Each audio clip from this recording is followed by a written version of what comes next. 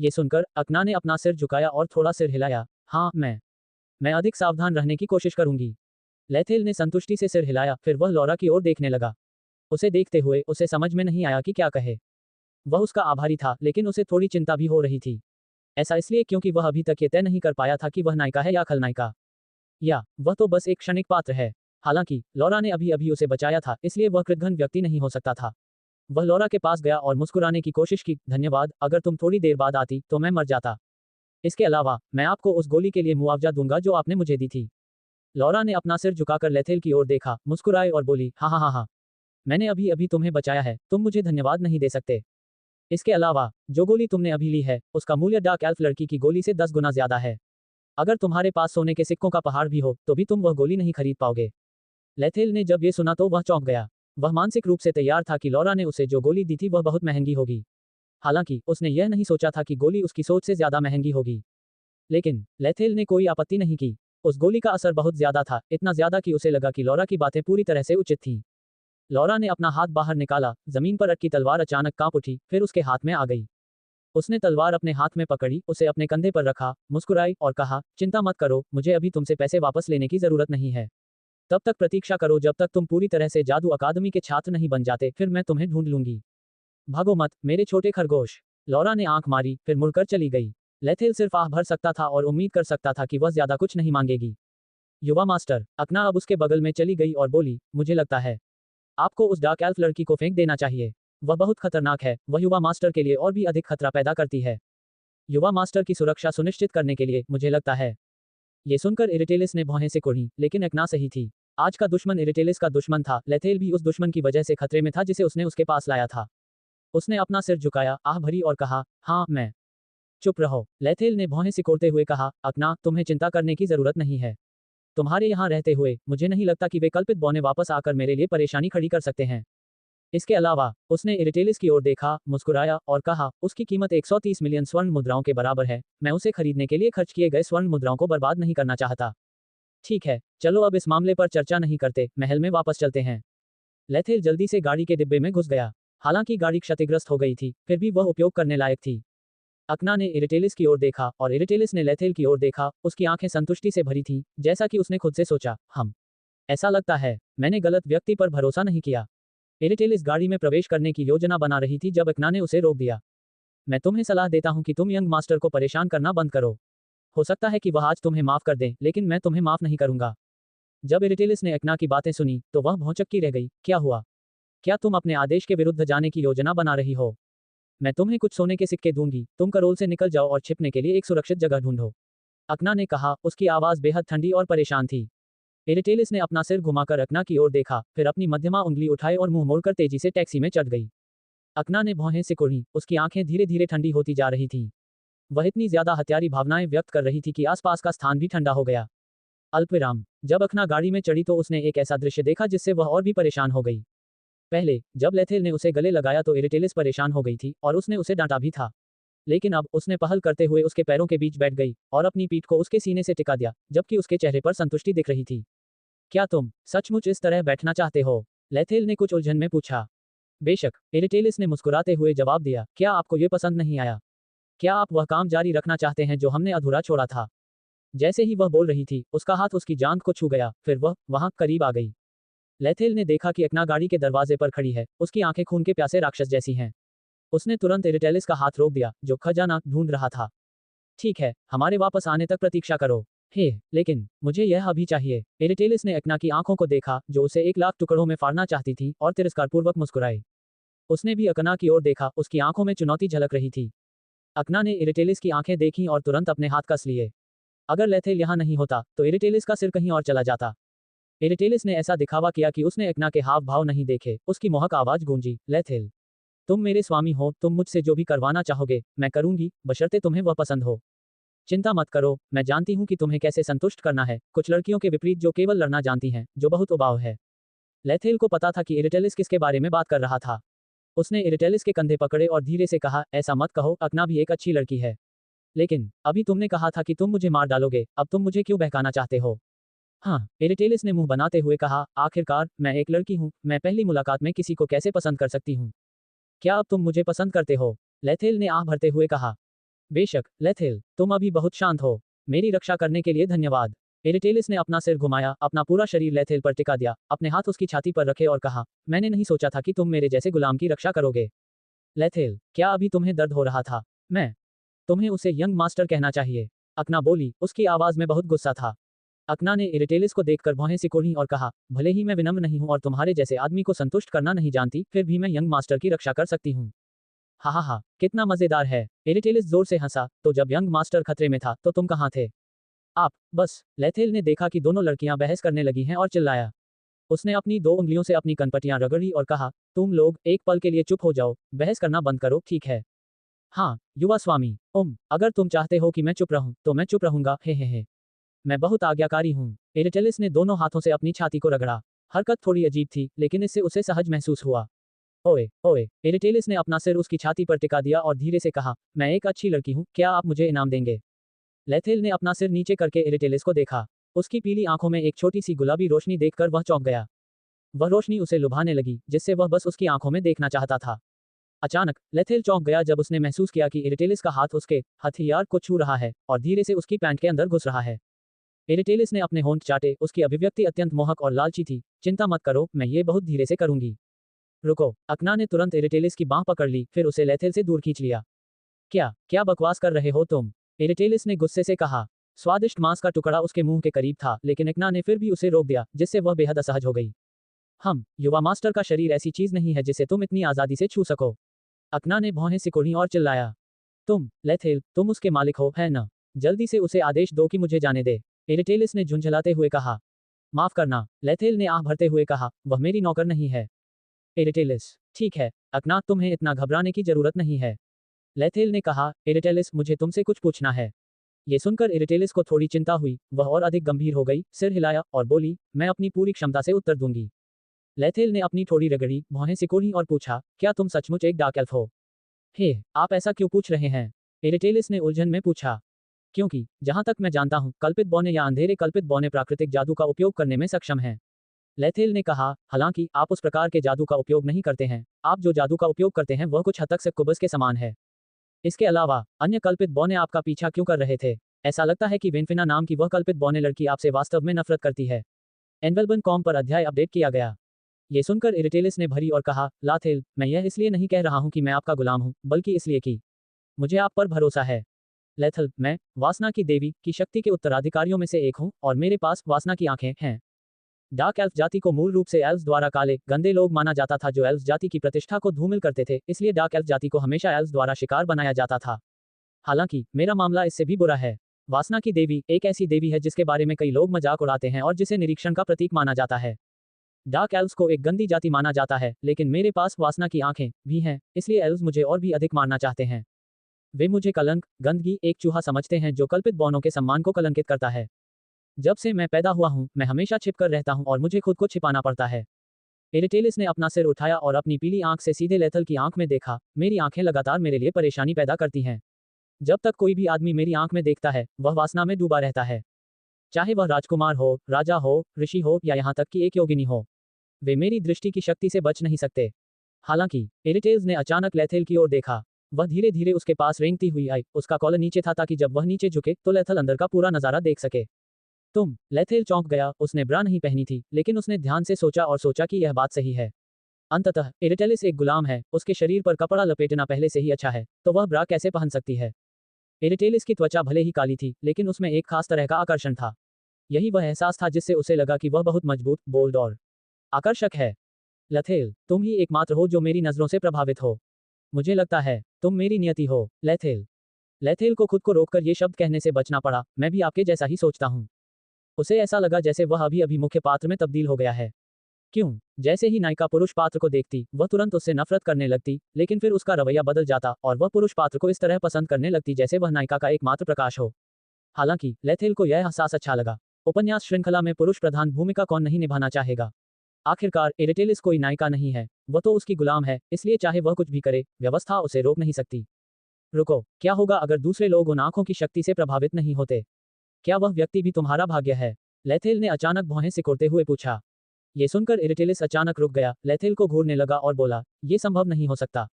हालांकि अगर कोई ऐसा है जो मेरी आंखों से प्रभावित नहीं होता है तो मुझे परवाह नहीं है। लेथेल, तुमने मेरी रक्षा के लिए खतरे की परवाह नहीं की। यह अकेला ही किसी भी लड़की को यह महसूस कराने के लिए पर्याप्त है कि तुम ही उनकी नियति हो।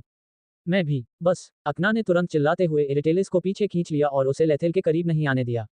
तुम हमेशा मुझे क्यों रोकते हो? एरिटेलिस गुस्से से चिल्लाया। मुझे यंग मास्टर की सुरक्षा करनी होगी। अकना ने भावशून्य चेहरे से बात की, हालांकि उसके शब्द ईर्ष्या से भरे हुए थे। हाँ, क्या तुम मुझसे ईर्ष्या कर रहे हो? आखिरकार तुम लेथेल के नौकर हो, लेकिन ऐसा लगता है कि उसने अभी तक तुम्हें छुआ तक नहीं है ना? एरिटेलिस ने कहा, उसकी आवाज में उपहास था। अकना ने अपने हाथों को कस लिया और उसकी ठंडी आवाज गूंजी। यदि तुम मरना चाहते हो तो मैं अभी नरक जाने में तुम्हारी मदद कर सकती हूँ। कितना डरावना! एरिटेलिस ने डरने का नाटक किया। लेथेल, मुझे बचाओ। वह मुझे मारने वाली है। ठीक है, उसे डराना बंद करो, अकना। लेथेल ने आह भरी और कहा, मुझे अभी भी उससे कुछ पूछना है। अकना ने लेथेल को देखा, फिर एरिटेलिस को। फिर वह घुटनों के बल बैठ गई, उसके हाथ जांघों पर थे और वह बहुत गंभीर मुद्रा में थी। ब्लेह, ब्लेह, ब्लेह। एरिटेलिस ने अपनी जीभ बाहर निकाली और अकना को ताना मारा। लेथेल, क्या तुम बच्चे हो? रुको, मुझे ऐसा क्यों लग रहा है कि ये दृश्य कुछ जाना पहचाना सा है। एन्चेंटर टॉवर, लाफियन, रेडियस, लिलिथ, चार्लोट और एलेक्स। उस समय की स्थिति को याद करके वह केवल आहें भर सकता था। लेथेल ने अपना सिर हिलाया, उस थकाऊ याद को भूलने की कोशिश करते हुए, और पूछना जारी रखा, तो क्या तुम ही एकमात्र व्यक्ति थे जिन्हें इस जगह लाया गया था? एरिटेलिस ने सिर हिलाया और कहा, ये सही है। मुझे एकांत की आदत है और इसके अलावा डार्क एल्फ कबीले में वासना की देवी की पूजा करना भी भेदभावपूर्ण है। मुझे कबीले से निकाल दिया गया। मैं न केवल वासना की देवी की पूजा करता हूँ, बल्कि वासना की आंखें भी रखता हूँ। बेशक कोई भी मेरे साथ नहीं आना चाहता। रुको, लेथेल ने भौहें सिकोड़ते हुए कहा, क्योंकि उसे लगा कि कुछ गड़बड़ है। आप में से अधिकांश डार्क एल्व्स वासना की देवी की पूजा करते हैं, तो वासना की देवी की पूजा करने में भेदभाव क्यों किया जाता है? एरिटेलिस ने आह भरते हुए कहा, यह गलत जानकारी है। वास्तव में डार्क एल्फ जाति में केवल कुछ ही डार्क एल्फ महिलाएं हैं जो वासना की देवी की पूजा करती हैं। आप वासना की देवी की पूजा क्यों करते हैं, जबकि ऐसा करना दूसरों को बुरा लगेगा? लेथेल ने असमंजस में पूछा।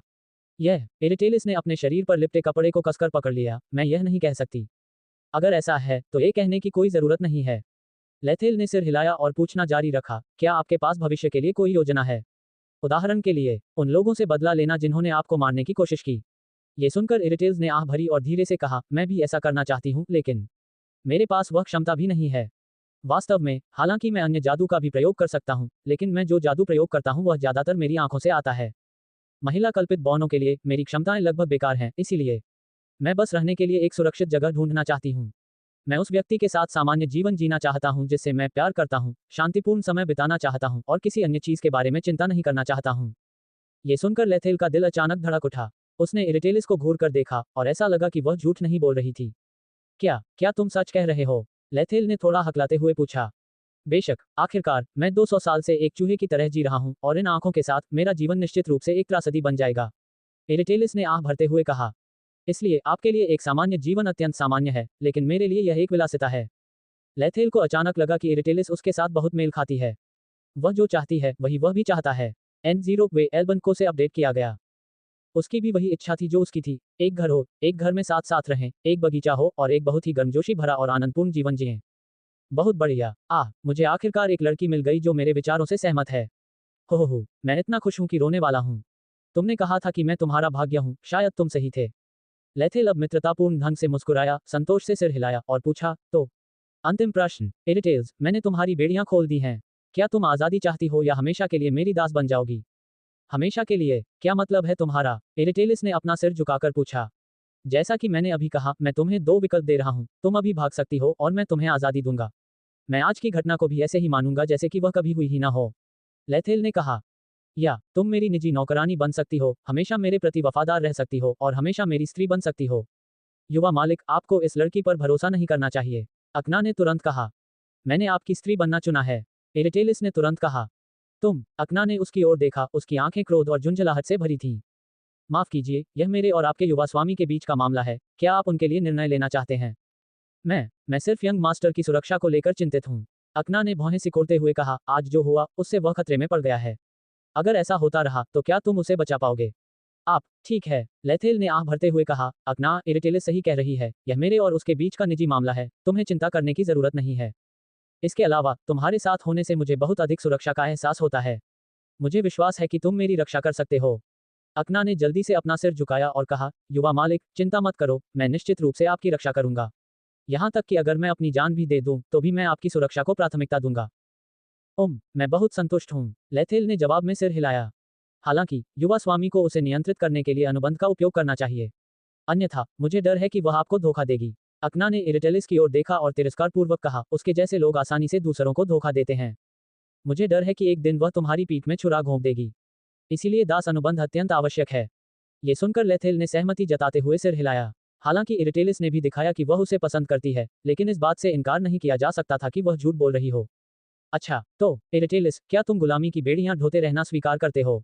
लेथेल ने इरिटेलिस की ओर देखा और पूछा, तुम वैसे भी मेरे नौकर बनोगे, क्या इससे तुम्हें परेशानी नहीं होगी? इरिटेलिस ने आत्मविश्वास से मुस्कुराते हुए अपना सिर हिलाया। उसने कहा, धन्यवाद लेथेल, आप हमेशा मेरी भावनाओं का ख्याल रखते हैं, जिससे मैं आपको और भी पसंद करती हूँ। अरे, लेथेल झिझका, थोड़ा शर्मिंदा महसूस कर रहा था। मैं सहमत हूँ, इरिटेल्स ने आगे कहा, वैसे भी, मैं आपकी औरत बनने के लिए दृढ़ संकल्प हूँ। चाहे बंधन हो या न हो, इससे मेरी सोच पर कोई असर नहीं पड़ता। ये सुनकर अकना और भी परेशान हो गई। फिर उसने एक हार निकाला, जिससे लेथेल चौंक गया। अकना, वो तो, लेथेल ने अकना के हाथ में हार देखा और तुरंत थोड़ा उलझन में पड़ गया क्योंकि वो हार, ऐसा लग रहा था जैसे वो किसी कुत्ते के लिए था। ये सही है, क्या एक युवा मालिक का नौकर होना कुत्ते होने से अलग है? यह हार उसके अंदर की जादुई ऊर्जा को सील कर सकता है।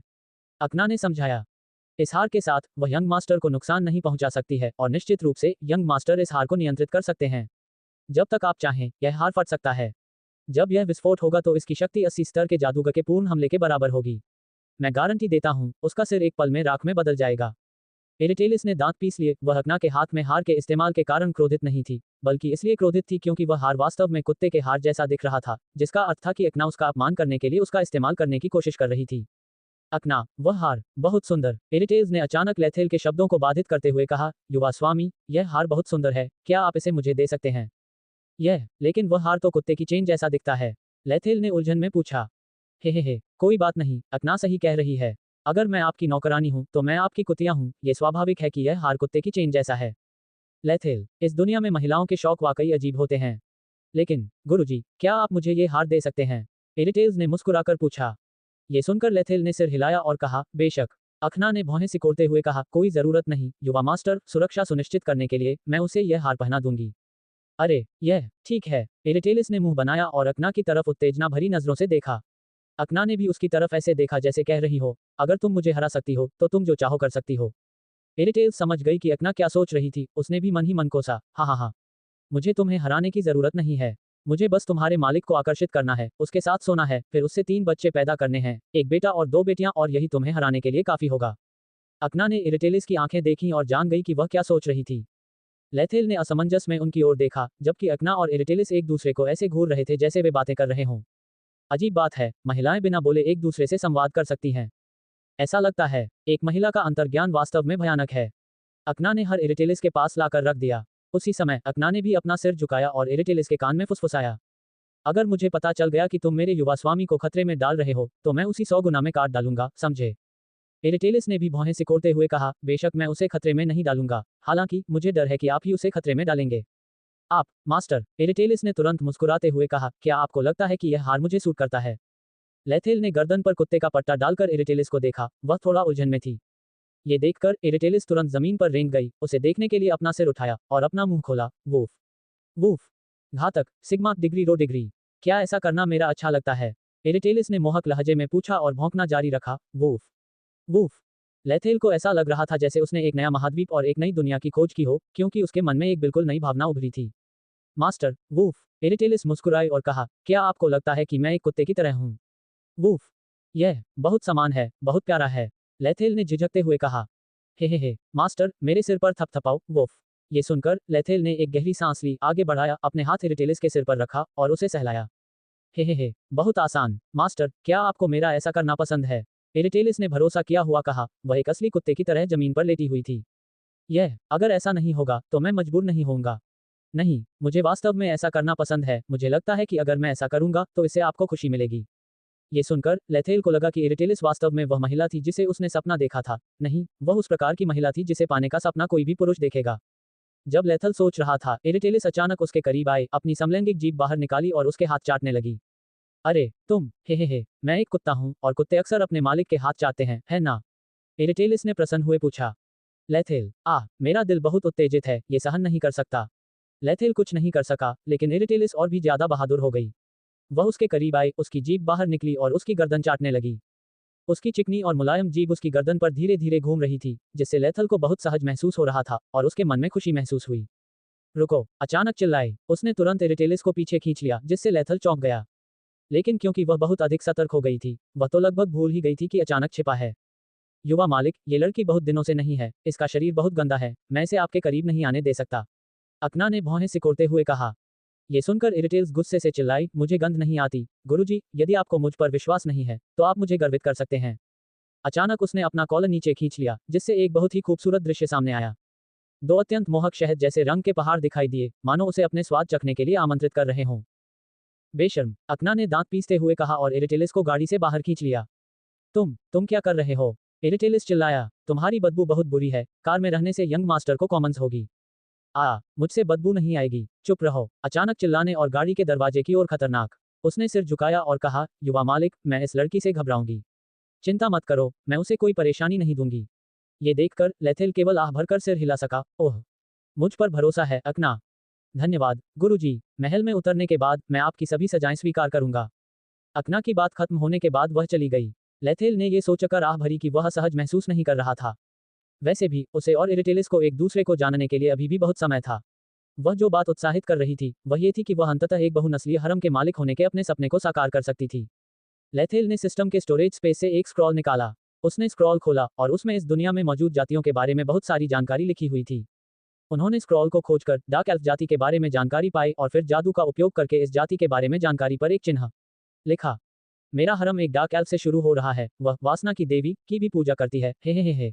एक हीरोइन के साथ इश्कबाजी क्यों करना? एक आम महिला होना ही मेरे लिए आनंद लेने के लिए पर्याप्त है। अगर भविष्य में कोई और डार्क एल्फ महिला दिखाई देती है, तो क्या मैं उन्हें अभी भी अपने हरम में स्वीकार करूंगा? ठीक है, केवल बच्चे ही चुन सकते हैं, मैं एक वयस्क हूँ, मैं सब कुछ लेना चाहता हूँ। वैम्पायर, हमारे पास पहले से ही चार्लोट है। शायद अगर वह पर्याप्त ऊर्जा जमा कर ले, तो वह जाग जाएगी और हमेशा की तरह काम करेगी। या मैं चार्लोट की मदद करने का तरीका खोजने के लिए साइन इन का उपयोग कर सकती हूँ। ये ठीक है, सब कुछ अभी भी नियंत्रण में है। लेकिन मुझे एक मादा बीस्ट रेस भी चाहिए। रोल भी बहुत अच्छी है, बहुत मूर्ख है और बहुत प्यारी है, उसके स्तन भी बहुत बड़े हैं, लेकिन लेथेल ने अंततः एक नायिका को चुना और संभवतः एलेक्स की महिला, इसलिए वह उससे प्यार नहीं कर सकती थी। वह सोचने लगी, फिर उसने एक स्क्रॉल निकाला और जादू का प्रयोग करके उस पर शब्द लिख लगा। फिलहाल मैं बहुत सी महिला मुख्य पात्र से मिल चुकी हूँ। पहली है लिलिथ, उसके बाद मलिना, क्लेयर, मलमेत और मुख्य पात्र। अब तक मैं कुल 5 मुख्य महिला पात्र से मिल चुकी हूँ। इसके अलावा लौरा भी संदिग्ध श्रेणी में है, मुझे अभी भी नहीं पता कि वह महिला नायक है या महिला प्रतिपक्षी। क्या सिर दर्द है। ये मुख्य महिलाएं पागल लगती हैं, हमेशा मुझे घेरे रहती हैं, यहाँ तक कि मेरे साथ छेड़खानी भी करती हैं। क्या उन्हें यह एहसास नहीं है कि एलेक्स मुख्य पुरुष पात्र है? वे ऐसा क्यों करते हैं? लेथेल ने आह भरी और अपना सिर खुजलाया। उसे समझ नहीं आ रहा था कि वह क्या करे जिससे वो पागल औरतें उसे घेरना बंद कर दें और उसका ध्यान एलेक्स पर रहे। ठीक है, उनकी चिंता मत करो। आज के बाद शायद मुझे ज्यादा खोजने की जरूरत नहीं होगी, मुझे बस इस तरह गुलामों की नीलामी में जाना चाहिए। लेकिन मैं राइन के पैसे का उपयोग जारी नहीं रख सकता। इसके अलावा मुझे उसे 100 मिलियन सोने के सिक्के भी लौटाने होंगे। शायद मुझे कुछ व्यापार करना चाहिए, अन्यथा मुझे डर है कि मेरे पास और अधिक गुलाम खरीदने के लिए पर्याप्त पैसे नहीं होंगे। नोबलबन.com पर नए उपन्यास देखें। और मुझे अपनी पत्नी का भरण पोषण करने के लिए भी धन की आवश्यकता है, यदि राइन ने मेरा साथ देना बंद कर दिया। लेथेल टैक्सी में बैठ गया, अपनी ठोड़ी रगड़ने लगा और सोच में डूब गया। भगवान लेथेल। लेथेल टैक्सी में बैठ गया, अपनी ठोड़ी रगड़ने लगा और सोच में डूब गया। अचानक लेथेल ने अपने सिर में नीना की आवाज सुनी, जिसने उसे चौंका दिया। उसने जल्दी से कार की खिड़की खोली और चारों ओर देखा, लेकिन उसे नीना दिखाई नहीं दी, जिससे वह बेहद उलझन में पड़ गया। अजीब बात है, शायद मैंने गलत सुना क्योंकि मैं बहुत घबरा गया था। शायद यही बात है, अब शायद नीना और योडल्स एक खुशहाल और संतुष्ट जीवन जी रहे होंगे। शायद एक दिन मुझे उनसे मिलने जाना चाहिए। मुझे उनके लिए कपड़ा, लकड़ी और कुछ बीज जैसी कुछ चीजें भी लानी चाहिए ताकि वे फसल उगा सकें और अपना जीवन यापन कर सकें। लेथेल उन्हें इतने सारे संसाधन उपलब्ध कराना चाहते थे क्योंकि उन्हें लगता था कि योडल्स अच्छे लोग थे और बेहद मिलनसार थे।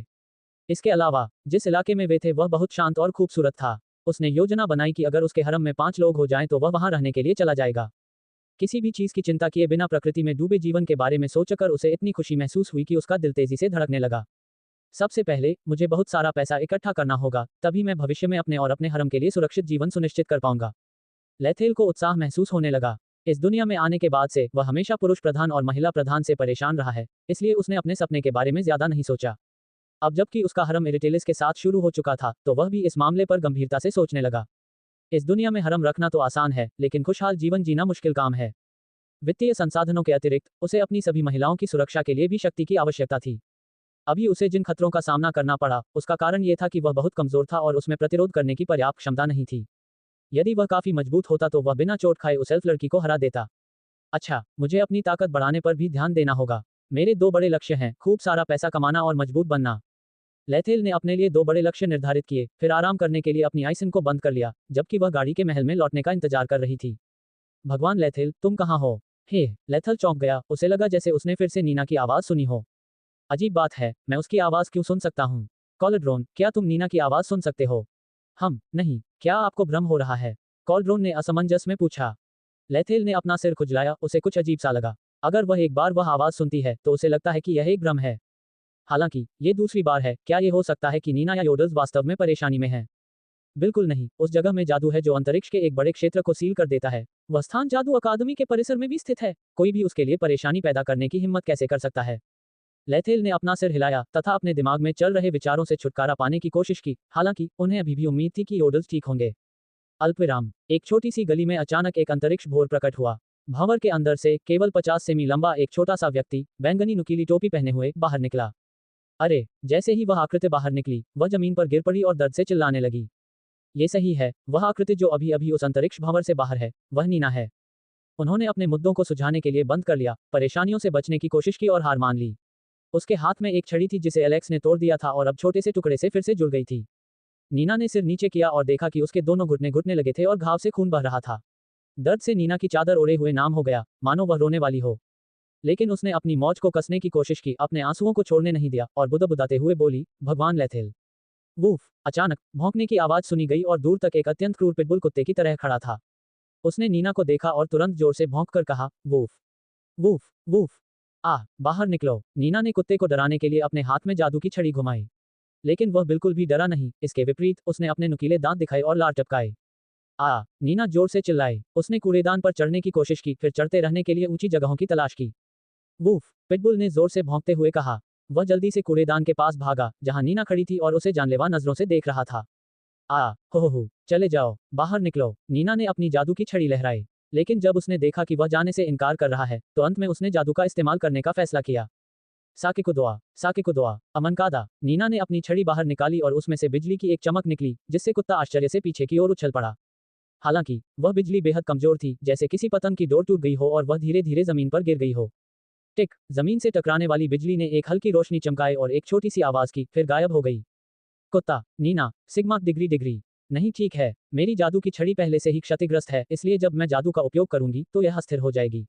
नीना ने मन ही मन विलाप किया। वूफ! क्या तुम भौंकना बंद कर सकते हो? लानत है, दूर रहो। भगवान लेथेल, तुम कहाँ हो? भगवान लेथेल, मुझे बचाओ। नीना जोर से चिल्लाई, हालांकि वह जगह बेहद सुनसान थी और ऐसा लग रहा था कि कोई भी उसे बचाने नहीं आ रहा है। वहां केवल नीना और वह खूंखार कुत्ता था। वूफ! वूफ! वूफ! कुत्ते ने नीना की चीख सुनी और भी ज्यादा भयंकर तरीके से भौंकने लगा। वह उछल पड़ा, अपने अगले पंजे कूड़ेदान पर रख दिए और नीना को काटने की कोशिश करता रहा। लार से भरे उसके तीखे दांत नीना के छोटे शरीर से केवल 10 सेमी से भी कम दूरी पर थे। बाहर निकलो, हो, दूर हटो। नीना लगातार अपनी छड़ी हिलाती रही और कुत्ते के सिर पर मारती रही। उसने इस स्थान पर टेलीपोर्ट होने के लिए अपनी लगभग सारी जादुई ऊर्जा का उपयोग कर लिया। इसके अलावा उसकी छड़ी टूट गई थी, इसलिए वह सामान्य रूप से जादू का उपयोग नहीं कर सकती थी। दरार! छड़ी कुत्ते के सिर पर लगी और तुरंत टूट गई। ये टूटन उस अस्थायी जोड़ में थी जिसे नीना ने पहले ही जोड़ दिया था। हे, असंभव, मेरी छड़ी! नीना अब खुद को रोक नहीं सकी और रोने लगी। Woof woof! नीना ने पीछे हटने की कोशिश की, हालांकि उसके पीछे दीवार का कोना था, इसलिए अब पीछे हटने का कोई रास्ता नहीं था। बाहर निकलो। नीना ने कूड़ेदान से कूड़ा उठाया और कुत्ते पर फेंका। वुफ! वुफ! वुफ! कुत्ता डरा हुआ नहीं लग रहा था, इसके विपरीत वह और भी अधिक उन्मत्तता से भौंकने लगा। भगवान लेथेल, मेरी मदद करो। लेथेल। अल्पविराम। दूसरी तरफ एलेक्स रोलेन को अपने साथ काउंट बोर्बन के महल में ले गया। इस समय एलेक्स ने अपनी जरूरत की सभी औषधीय जड़ी बूटियां लाई थीं। इसके अलावा उन्होंने कुछ दुर्लभ औषधीय जड़ी बूटियां भी तैयार की, ताकि यदि काउंट बोर्बन की बेटी को कोई अजीब बीमारी हो जाए, तो उसके लिए दुर्लभ जड़ी बूटियों की आवश्यकता हो। काउंट बोर्बन एक मध्यम आयु वर्ग का व्यक्ति था जिसके काले बाल, चौकोर चेहरा और कद काठी थी, और वह अत्यंत गंभीर और क्रूर दिखता था। हालांकि उसके चेहरे पर उदासी और थकान साफ झलक रही थी। एलेक्स को देखकर वह खुश नहीं हुआ, इसके विपरीत वह बस कहती हैं, क्या तुम मेरी बेटी का इलाज करने आए हो? ये सही है, एलेक्स ने विश्वास से कहा। अर्ल बॉर्बन को यह देखकर तसल्ली नहीं हुई कि एलेक्स इतना आत्मविश्वासी है। उसने आगे कहा, क्या तुम जानते हो कि मेरी बेटी कैसी है? मुझे नहीं पता। एलेक्स की बात सुनकर बोर्बन ने भौहें सिकोड़ते हुए कहा, क्या मतलब है तुम्हारा? तुम मेरी बेटी का इलाज करने यहाँ आए हो, लेकिन तुम उसकी हालत नहीं जानते। तो मैं कैसे आश्वस्त हो सकता हूँ कि मैं अपनी बेटी का इलाज करने दूंगा? इसके अलावा, तुम कितने युवा हो, ये देखते हुए क्या तुम सच में एक समग्र जादूगर हो? एलेक्स ने मुस्कुराते हुए तस्वीर को अपने तिरस्कार करते हुए कहा, हाँ हाँ हाँ हाँ, यह आ रहा है। अब मेरे लिए अपनी कमर कसने का समय आ गया है। तुम मूर्ख आदमी, अपना चेहरा भी मुझसे एक तिहाई खाने के लिए तैयार करो। हाँ, एलेक्स ने तिरस्कार से कहा, दूसरों को नीचा दिखाने के लिए अपने कुत्ते की आंखों का उपयोग मत करो।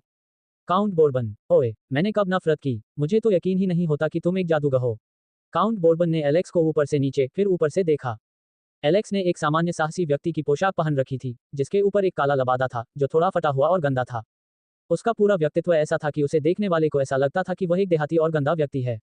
आपको पता होना चाहिए कि लैपटॉप का काम एक महान काम है जो बहुत अधिक आय वाला होता है। प्रत्येक हालत साफ सुथरे कपड़े पहने हुए, विनम्र तथा अपने अहंकार से भरा हुआ होता है। काउंट बोर्बन ने फिर रोलेन की ओर देखा, जो एलेक्स के पीछे खड़ा था।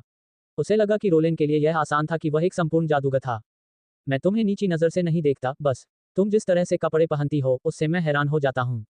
कृपया आमंत्रण पत्र निकाल लें, या क्या आपके पास ऐसा कुछ है जिससे आप अपनी पहचान साबित कर सकें?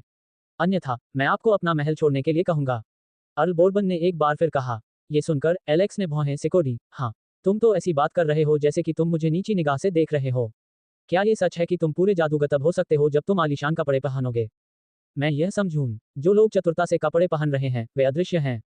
आपको दूसरों को उनके रूप रंग या उनके पहनावे के आधार पर नहीं समझना चाहिए, समझे? यह अर्ल बोर्बन को बहुत हैरानी हुई। ये युवक देहाती वस्त्र में अपने महल में आया था और उसे बार बार डांट रहा था।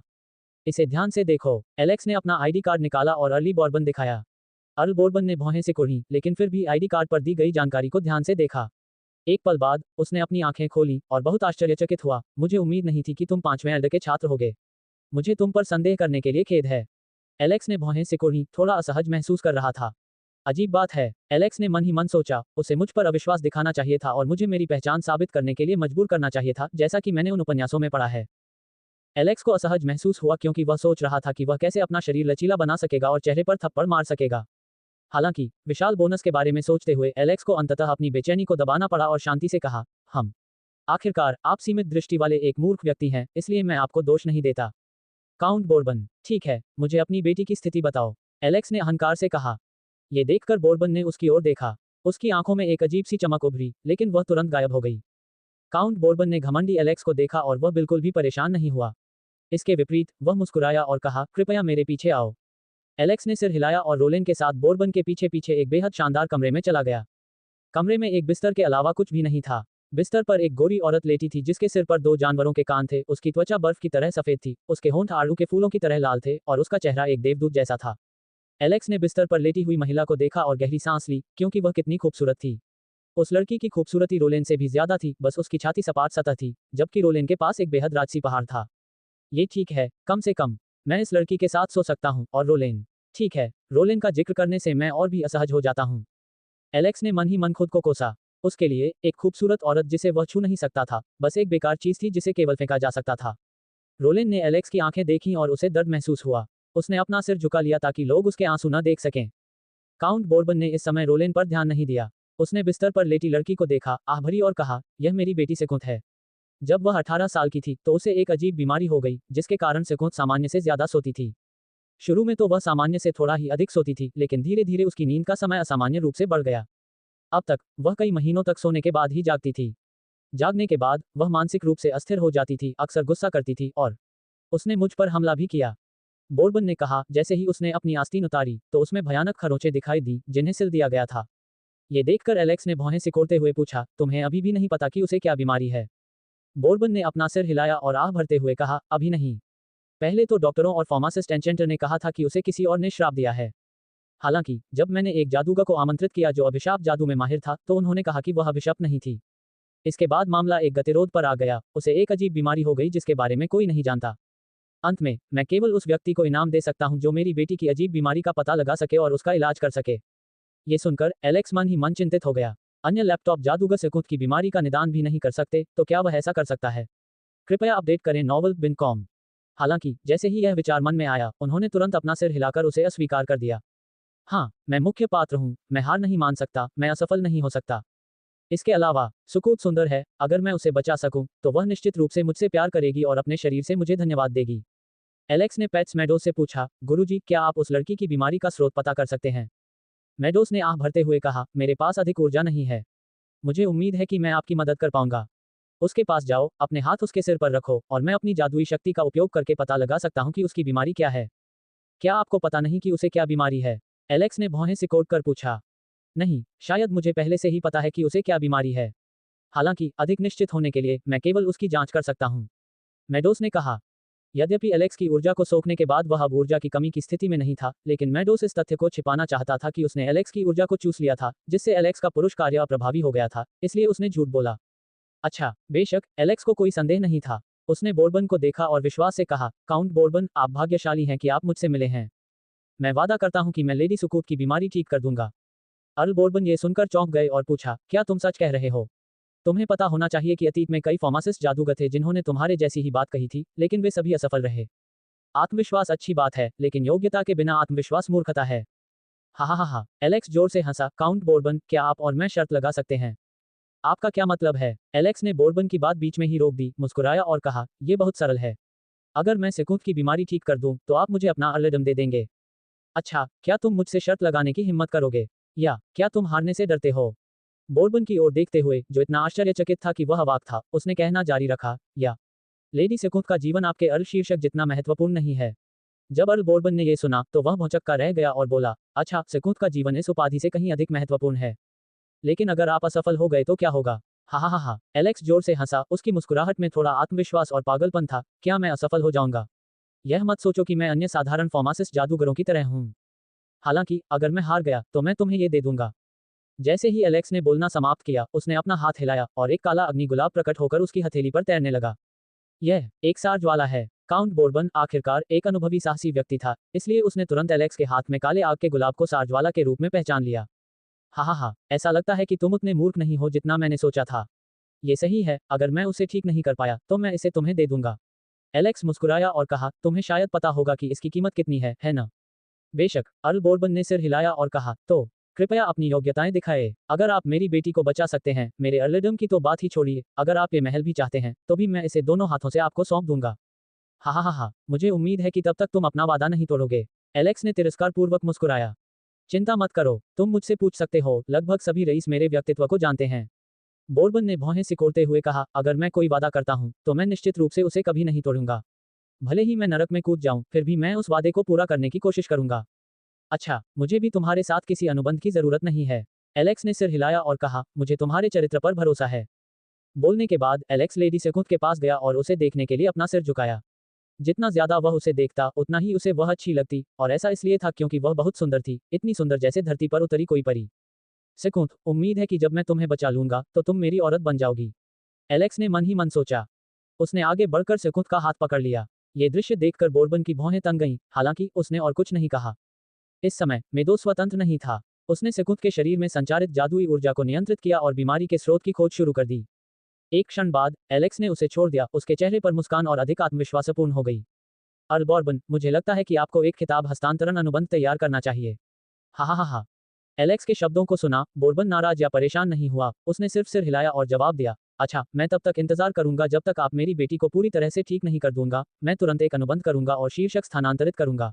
आपके लिए नहीं, एलेक्स ने अपना सिर हिलाया और कहा, मैं चाहता हूं कि तुम ये काम अभी करो क्योंकि मैं अभी उसकी बीमारी ठीक कर दूंगा। क्या? बोर्बन चौंका। हालांकि एलेक्स ने आगे कुछ नहीं बताया। उन्होंने अपने स्पेस बैग से एक बड़ा ब्राउन बर्तन निकालकर जिस पर अजीबोगरीब ढंग से काम किया था। एलेक्स ने अंतरिक्ष बैग से कुछ और जड़ी बूटियां निकाली, फिर उन सभी को दिल के अंदर डाल दिया। सौभाग्य से मुझे पहले से ही पता था कि सुकूत की बीमारी के लिए कई दुर्लभ जड़ी बूटियों की जरूरत होगी, इसलिए मैंने उन्हें खरीद लिया। अब सब कुछ बहुत आसान है, मुझे बस वह गोली तैयार करनी है, और यह उसकी बीमारी को तुरंत ठीक कर देगी। हाँ, ऐसा लगता है कि वे जादूगर सभी असुरक्षित लोगों का झुंड हैं। मास्टर मेडोस के अनुसार, ये बीमारी कोई अजीब बीमारी नहीं है। प्राचीन काल में इस बीमारी से बहुत से लोग पीड़ित थे और इसके इलाज की दवा बहुत सरल थी। हालांकि ये दवा केवल प्राचीन टेबल जादूगरों को ही समझ में आती थी, इसलिए वर्तमान टेबल जादूगरों को इसके बारे में पता नहीं लगता।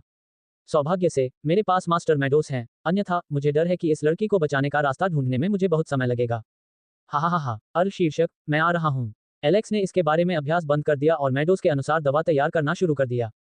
हालांकि इस गोली की कहानी का स्तर 3 स्टार है, इसलिए उसे मेडोस की मदद की आवश्यकता थी। फिर उसने पूरे धूप को ढकने के लिए काले गुलाब की लौ का इस्तेमाल किया। हालांकि वह काली लौ के अंदर एक और सफेद लौ छिपी हुई है, जो मेडोस की सार लौ है। जड़ी बूटियों के अंदर की औषधीय जड़ी बूटियां धीरे धीरे पिघल रही थीं। एलेक्स ने अपने आसपास की आदतों पर ध्यान न देते हुए औषधीय जड़ी बूटियां तैयार करने पर ध्यान केंद्रित किया। अर्ल बॉबिन को भी एलेक्स पर भरोसा नहीं था, इसलिए वह इस कमरे में रहे और ये देखने का इंतजार करने का फैसला किया कि कोई चमत्कार नहीं होगा। नोवेलबन कॉम पर नया अध्याय खोजें। 4 घंटे से अधिक समय के बाद एलेक्स ने धीरे से चिल्लाकर कहा, रुको। आग तुरंत और अधिक तीव्र हो गई, लेकिन फिर वह असंख्य छोटी काली चिंगारी में बदल गई और हवा में गायब हो गई। कढ़ाई के अंदर से हर्बल खुशबू पूरे कमरे में फैल गई। ये बहुत तेज थी, लेकिन इससे बोर्बन को असहजता महसूस नहीं हुई। इसके विपरीत उससे उसे आराम मिला। एलेक्स ने अंधेरे से एक काली गोली निकाली जिस पर सफेद रोशनी का असर हुआ। वह भौचक्का उठकर बुदबुदाया, सिर्फ अच्छी गुणवत्ता। वैसे भी यह ठीक है, उसे बचाने के लिए ये काफी है। बोर्बन को बिल्कुल भी समझ में नहीं आया कि एलेक्स क्या कह रहा था। हालांकि उसके पास बहुत ज्ञान था, लेकिन वह कोई टैबलेट जादूगर नहीं था, इसलिए उसे पता नहीं था कि उस गोली को तैयार करना कितना मुश्किल था। हालांकि उसे बस ये जानना था कि क्या वह अपनी बेटी को बचा सकती है या नहीं। एलेक्स ने गोली अपने हाथ में पकड़ी और उसे सुकूत के मुंह में ठूंस दिया। जैसे ही गोली मुंह में डाली गई, वह तुरंत ही बिना निगले ही खत्म हो गई। कुछ देर से, कुछ धीरे धीरे जग चारों ओर देखो ही उसका बुरा खुल गया। एलेक्स को यह देखकर चौंक गई, लेकिन एलेक्स ने तुरंत मुस्कुराकर उसे देख लिया। मिस सिकुंत, चिंता मत करो, मैं वही हूं जिसे तुम्हारे पिता ने तुम्हारे इलाज के लिए बुलाया है। अन्य लैपटॉप जादूगर संभवतः बचा नहीं सकते, लेकिन मैंने संभवतः अलग किया है क्योंकि मैं उनसे अलग हूं। नहीं, अधिक सटीक रूप से ढूंढना तो मैं उनसे अधिक विशेष हूं। एलेक्स की बातें सुनकर सिकुंत ने इधर उधर देखा। जब उसने बोर्बन को देखा तो उसे तुरंत सुरक्षित महसूस हुआ। जब बोर्बन ने सिकुंत को होश में आते देखा तो वह अपनी भावनाओं को नियंत्रित नहीं कर सकी और तुरंत उसकी आंखों से आंसू बहने लगे। तुम अंततः जाग गए, सुकूत। मैं जाग रही हूं, तू। सिकुंत ने धीरे धीरे से कहा, उसकी आवाज चांदी की घंटी की आवाज की तरह आसानी से सुनी जा सकती थी। अचानक बोर्बन कांप उठा, मानो उसे कुछ बहुत ही भयानक बात का आभास हो गया हो। हालांकि सुकून को छोड़कर किसी ने भी उसकी अभिव्यक्ति पर ध्यान नहीं दिया। बोर्बन ने जल्दी से कहा, सिकुंत, तुम अपने शरीर के बारे में कैसा महसूस करते हो? सिकुंत ने अपना सिर झुकाया, फिर उसने एक पल के लिए अपने शरीर को ध्यान से महसूस किया, फिर कहा, बहुत अच्छा, ऐसा लगता है कि मुझे अब नींद नहीं आ रही है। मैं वास्तव में एक सामान्य व्यक्ति की तरह रह सकता हूँ। क्या संभवतः अब नींद नहीं आ रही है? बोर्बन ने अचानक पूछा। ये सही है। सिकुंत ने बिस्तर पर बैठने की कोशिश की, सिर हिलाया और कहा, पहले जब भी मैं उठा था, मुझे अभी भी नींद आती थी, जैसे कि मैंने पर्याप्त नींद नहीं ली हो। लेकिन अब स्थिति अलग है, मैं पूरी तरह से जागता महसूस करता हूँ, अब मुझे नींद नहीं आती। मुझे तो ये भी लगता है कि अगर मैं 2 से 3 दिन तक नहीं सोऊंगा, तो भी मैं ठीक रहूंगा। बोर्बन ने ये सुना और बार बार सिर हिलाते हुए बुदबुदाया, अच्छा, ये बहुत अच्छा है, बहुत अच्छा। पिताजी, मैं आपको गले लगाना चाहता हूँ। अरे, बोर्बन चौंका और जल्दी से बोला, आप अभी जागे हैं, आपका शरीर अभी पूरी तरह से स्थिर नहीं हो सकता है। आपको देर से जाना चाहिए और थोड़ा आराम करना चाहिए। लेकिन तुम्हें भी थोड़ा मेरा हाथ थाम लेना चाहिए, सिकुंत ने धीरे धीरे से कहा। मुझे उस युवक से बात करनी है जो अभी अभी तुम्हारा इनाम पाता है। सिकुंत, उसे पहले आराम करना चाहिए, अगर किसी चीज की जरूरत हो तो किसी नौकर को बुलाना चाहिए। बोर्बन ने कहा। लेकिन तुम मेरे पीछे आओ, मैं तुरंत इनाम दूंगा। एलेक्स भौहें सिकोड़कर उलझन में पड़ गया क्योंकि बोर्बन का हाव भाव थोड़ा अजीब था। ऐसा लग रहा था कि वह सकुचा से बहुत डरता था। नहीं, यहाँ तक कि एलेक्स समझ गया कि बोर्बन सुकूत को छूना भी नहीं चाहता था। हाँ, यह अच्छी बात है, मेरी औरत। कोई भी आदमी उसे छू नहीं सकता, यहाँ तक कि उसका पिता भी नहीं। एलेक्स ने फिर सिकुंत की ओर देखा और तेजी से मुस्कुराते हुए कहा, लेडी सिकुंत, अर्ल बोर्बन सही कह रहे हैं, आपको पहले आराम करना चाहिए, आपका शरीर अभी भी बहुत कमजोर है। आखिरकार, आप लंबे समय से सो रहे हैं और आपके शरीर के कार्य अभी तक पूरी तरह से आपके जागने के अनुकूल नहीं हुए हैं। चिंता मत करो, तुम्हारे पिता के साथ इनाम के बारे में चर्चा करने के बाद मैं तुम्हारी शारीरिक स्थिति की जांच करने के लिए वापस आऊंगा। सचमुच? सुकूत ने थोड़ी खुशी से पूछा। बेशक, एलेक्स ने सुकून के खूबसूरत चेहरे पर नजर डाली, उसकी नजर धीरे धीरे उसकी गर्दन, फिर उसकी छाती और अंत में वहां चली गई। उसके काले लालच से भरी हुई थी, जैसे एक भेड़िया सफेद खरगोश को देख रहा हो। फिर एलेक्स बोर्बन के पीछे पीछे स्टडी रूम में चला गया। बोर्बन डेस्क पर बैठ गया और उसने एलेक्स को अपने सामने बैठने का इशारा किया। जैसे ही एलेक्स बैठा, अर्ल बोर्बन ने तुरंत एक अनुबंध पत्र निकाला। एलेक, सिकुंत को बचाने के लिए धन्यवाद, इस अर्ल शीर्षक को स्थानांतरित करने वाला अनुबंध है जिसे मैंने तैयार किया है, आप इसे पहले देख सकते हैं। अगर इसमें कुछ भी बदलने की जरूरत नहीं है, तो आप बस उस पर अपना शीर्षक लगा सकते हैं। उसके बाद मेरा शीर्षक आपको स्थानांतरित कर दिया जाएगा। ये सुनकर एलेक्स बहुत उत्साहित हो गया। उसने खबरें पढ़ी और उसे पढ़ा। उसे लगा कि उसमें कुछ भी अजीब नहीं है, इसलिए वह उस पर अपनी उंगली का निशान लगाना चाहती थी। बेशक इस जगह पर अंक के लिए हासिल करने का उपयोग नहीं किया जाता है, इसके बजाय जादुई ऊर्जा का उपयोग अनुबंधों पर छाप के निशान छापने के लिए किया जाता है। एलेक्स की उंगली झलकती ही थी कि अचानक उसने अपना सिर ऊपर उठा लिया। बोर्बन के चेहरे पर उत्साह और उम्मीद की भावना देखकर उसे अजीब लगा। रुको, हमने आज ही शर्त लगाई है, तुमने यह अनुबंध पहले से क्यों तैयार किया? बोर्बन ने मुस्कुराते हुए जल्दी से कहा, हाँ, यह शायद आप नहीं जानते, लेकिन मैंने अपनी बेटी की अजीब बीमारी को ठीक करने का तरीका लंबे समय तक खोजने में लगा दिया। हालांकि सभी परिणाम एक मृत अंत की ओर ले गए हैं और मैं भी संदिग्ध हूँ। मेरा पैसा खत्म होने वाला है, इसलिए मैं अपनी बेटी को बचाने के लिए अपने उपाधि बेचने का इरादा रखता हूँ। यही कारण है कि मेरे पास इस शीर्षक को स्थानांतरित करने का अनुबंध है।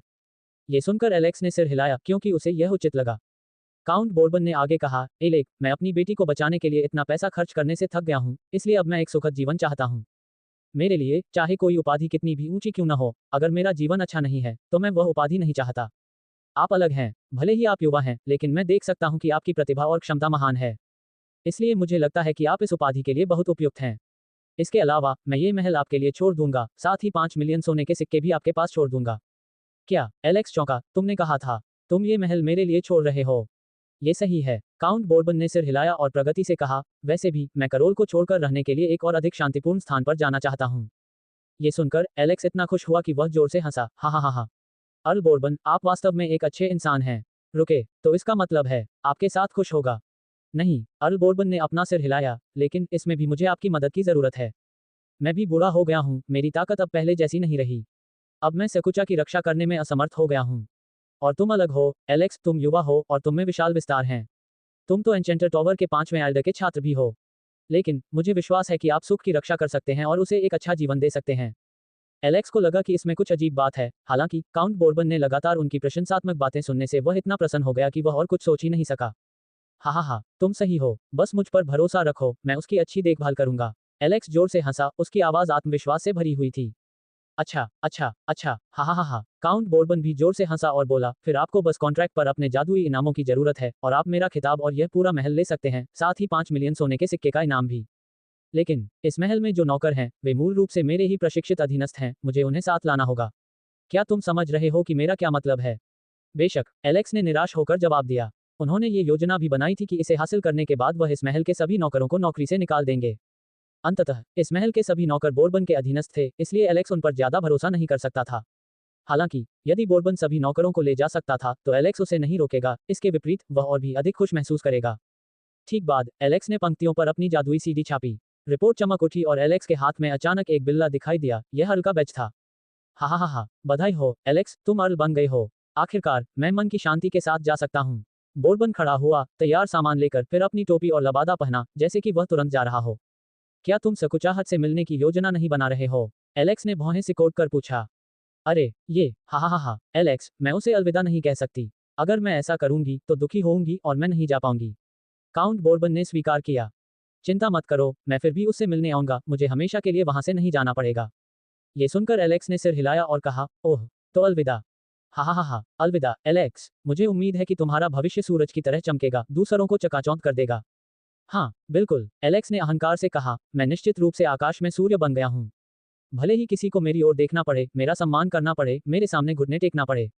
अच्छा, मुझे विश्वास है कि आप ये कर सकते हो। काउंट बोर्बन के बोलने के बाद वह चला गया। एलेक्स ने कमरे में चारों ओर देखा और उस कुर्सी पर बैठ गया जिस पर बोर्बन अभी बैठा था और वह आराम करने लगा। हा, अंततः मैं एक अर्ल और एक कूल बन गया। हाँ, तुम मूर्ख कूल लोग, अब समय आ गया है कि तुम मेरे पैरों में गिर जाओ। अजीब, अचानक मेडोस ने कहा, क्या आपको बोर्बन के रास्ते में कुछ अजीब नहीं लगता? टीचर, आप बहुत ज्यादा सोच रहे हैं। एलेक्स ने तिरस्कारपूर्वक मुस्कुराते हुए कहा, मैं बोर्बन की भावनाओं को जानता हूँ। तुम उसे खाओ। मेडोस ने थोड़ा आश्चर्य से पूछा। नो वी एल्बिन सी ओम पर नवीनतम नो वेल्स प्राप्त करें। ये सही है, आखिरकार उन्होंने अपनी बेटी पर बहुत अधिक समय और पैसा खर्च किया था, इसलिए जब उन्होंने अपनी बेटी का सर्वोत्तम इलाज किया तो उन्हें मुक्ति का एहसास हुआ। एलेक्स ने कहा, अगर मैं उसकी जगह होता तो मुझे भी बहुत थकान महसूस होती और मैं भी जल्दी से जल्दी इस जगह से आज़ाद होना चाहता। इसीलिए वह अपनी उपाधि मुझे सौंपने में सहज महसूस कर रही थी। वैसे भी उसके पास इस महल और कुछ सोने के सिक्कों के अलावा कुछ भी नहीं बचा है। यदि मैं उसका स्थान होता तो मैं भी यह स्थान छोड़ देता और शेष जीवन शांतिपूर्वक बिताने के लिए कोई अन्य स्थान ढूंढ लेता। एलेक्स की बात सुनकर मेडोस कुछ हद तक सहमत हुआ, लेकिन मेडोस को भी अजीब लगा। एलेक्स इतना स्पष्ट रूप से कब से सोचा? हालांकि मेडोस ने ज्यादा नहीं सोचा, वैसे भी इसका उस पर कोई असर नहीं हुआ और वह एलेक्स के साथ कुछ भी बुरा होने के बारे में नहीं सोच सकती थी। अंत में मेडोस ने चुप रहने का फैसला किया। एलेक्स ने अपने हाथों को अपनी पीठ के पीछे बांध लिया और बड़े लेकिन बेहद ठंडे महल के चारों ओर घूमने लगा क्योंकि वह इस जगह पर अकेला था। अजीब बात है, इस जगह पर उतना फर्नीचर भी नहीं है जितना मैंने सोचा था। एलेक्स ने भौहें सिकोड़ते हुए कहा, कोई बात नहीं, मैं इसे खरीद सकता हूँ। आखिरकार मैं अब अर्ल हूँ। मैंने उस डॉक्टर का कर्ज चुका दिया है। अब जो कुछ बचा है वह है टीचर लिलिथ का कर्ज और 4 स्टार गोलियां। हा हा हा हा, कल तक इंतजार करो। तीसरे राउंड में चैंपियनशिप जीतने के बाद हर किसी को निश्चित रूप से मेरे पैरों में घुटने टेकने होंगे और मुझसे उनका नायक बनने की भीख मांगनी होगी।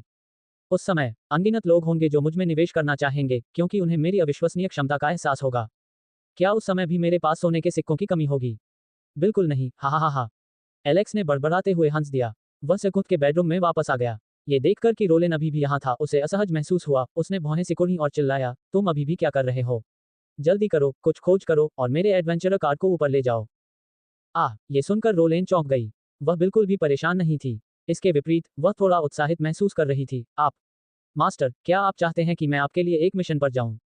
ये सही है। एलेक्स ने अपना एडवेंचर कार्ड निकाला और रोलेन की ओर फेंका। जल्दी से मुझे गोल्ड रैंक तक पहुंचने में मदद करो, अगर मैं प्लेटिनम तक पहुंच जाऊं तो बेहतर होगा।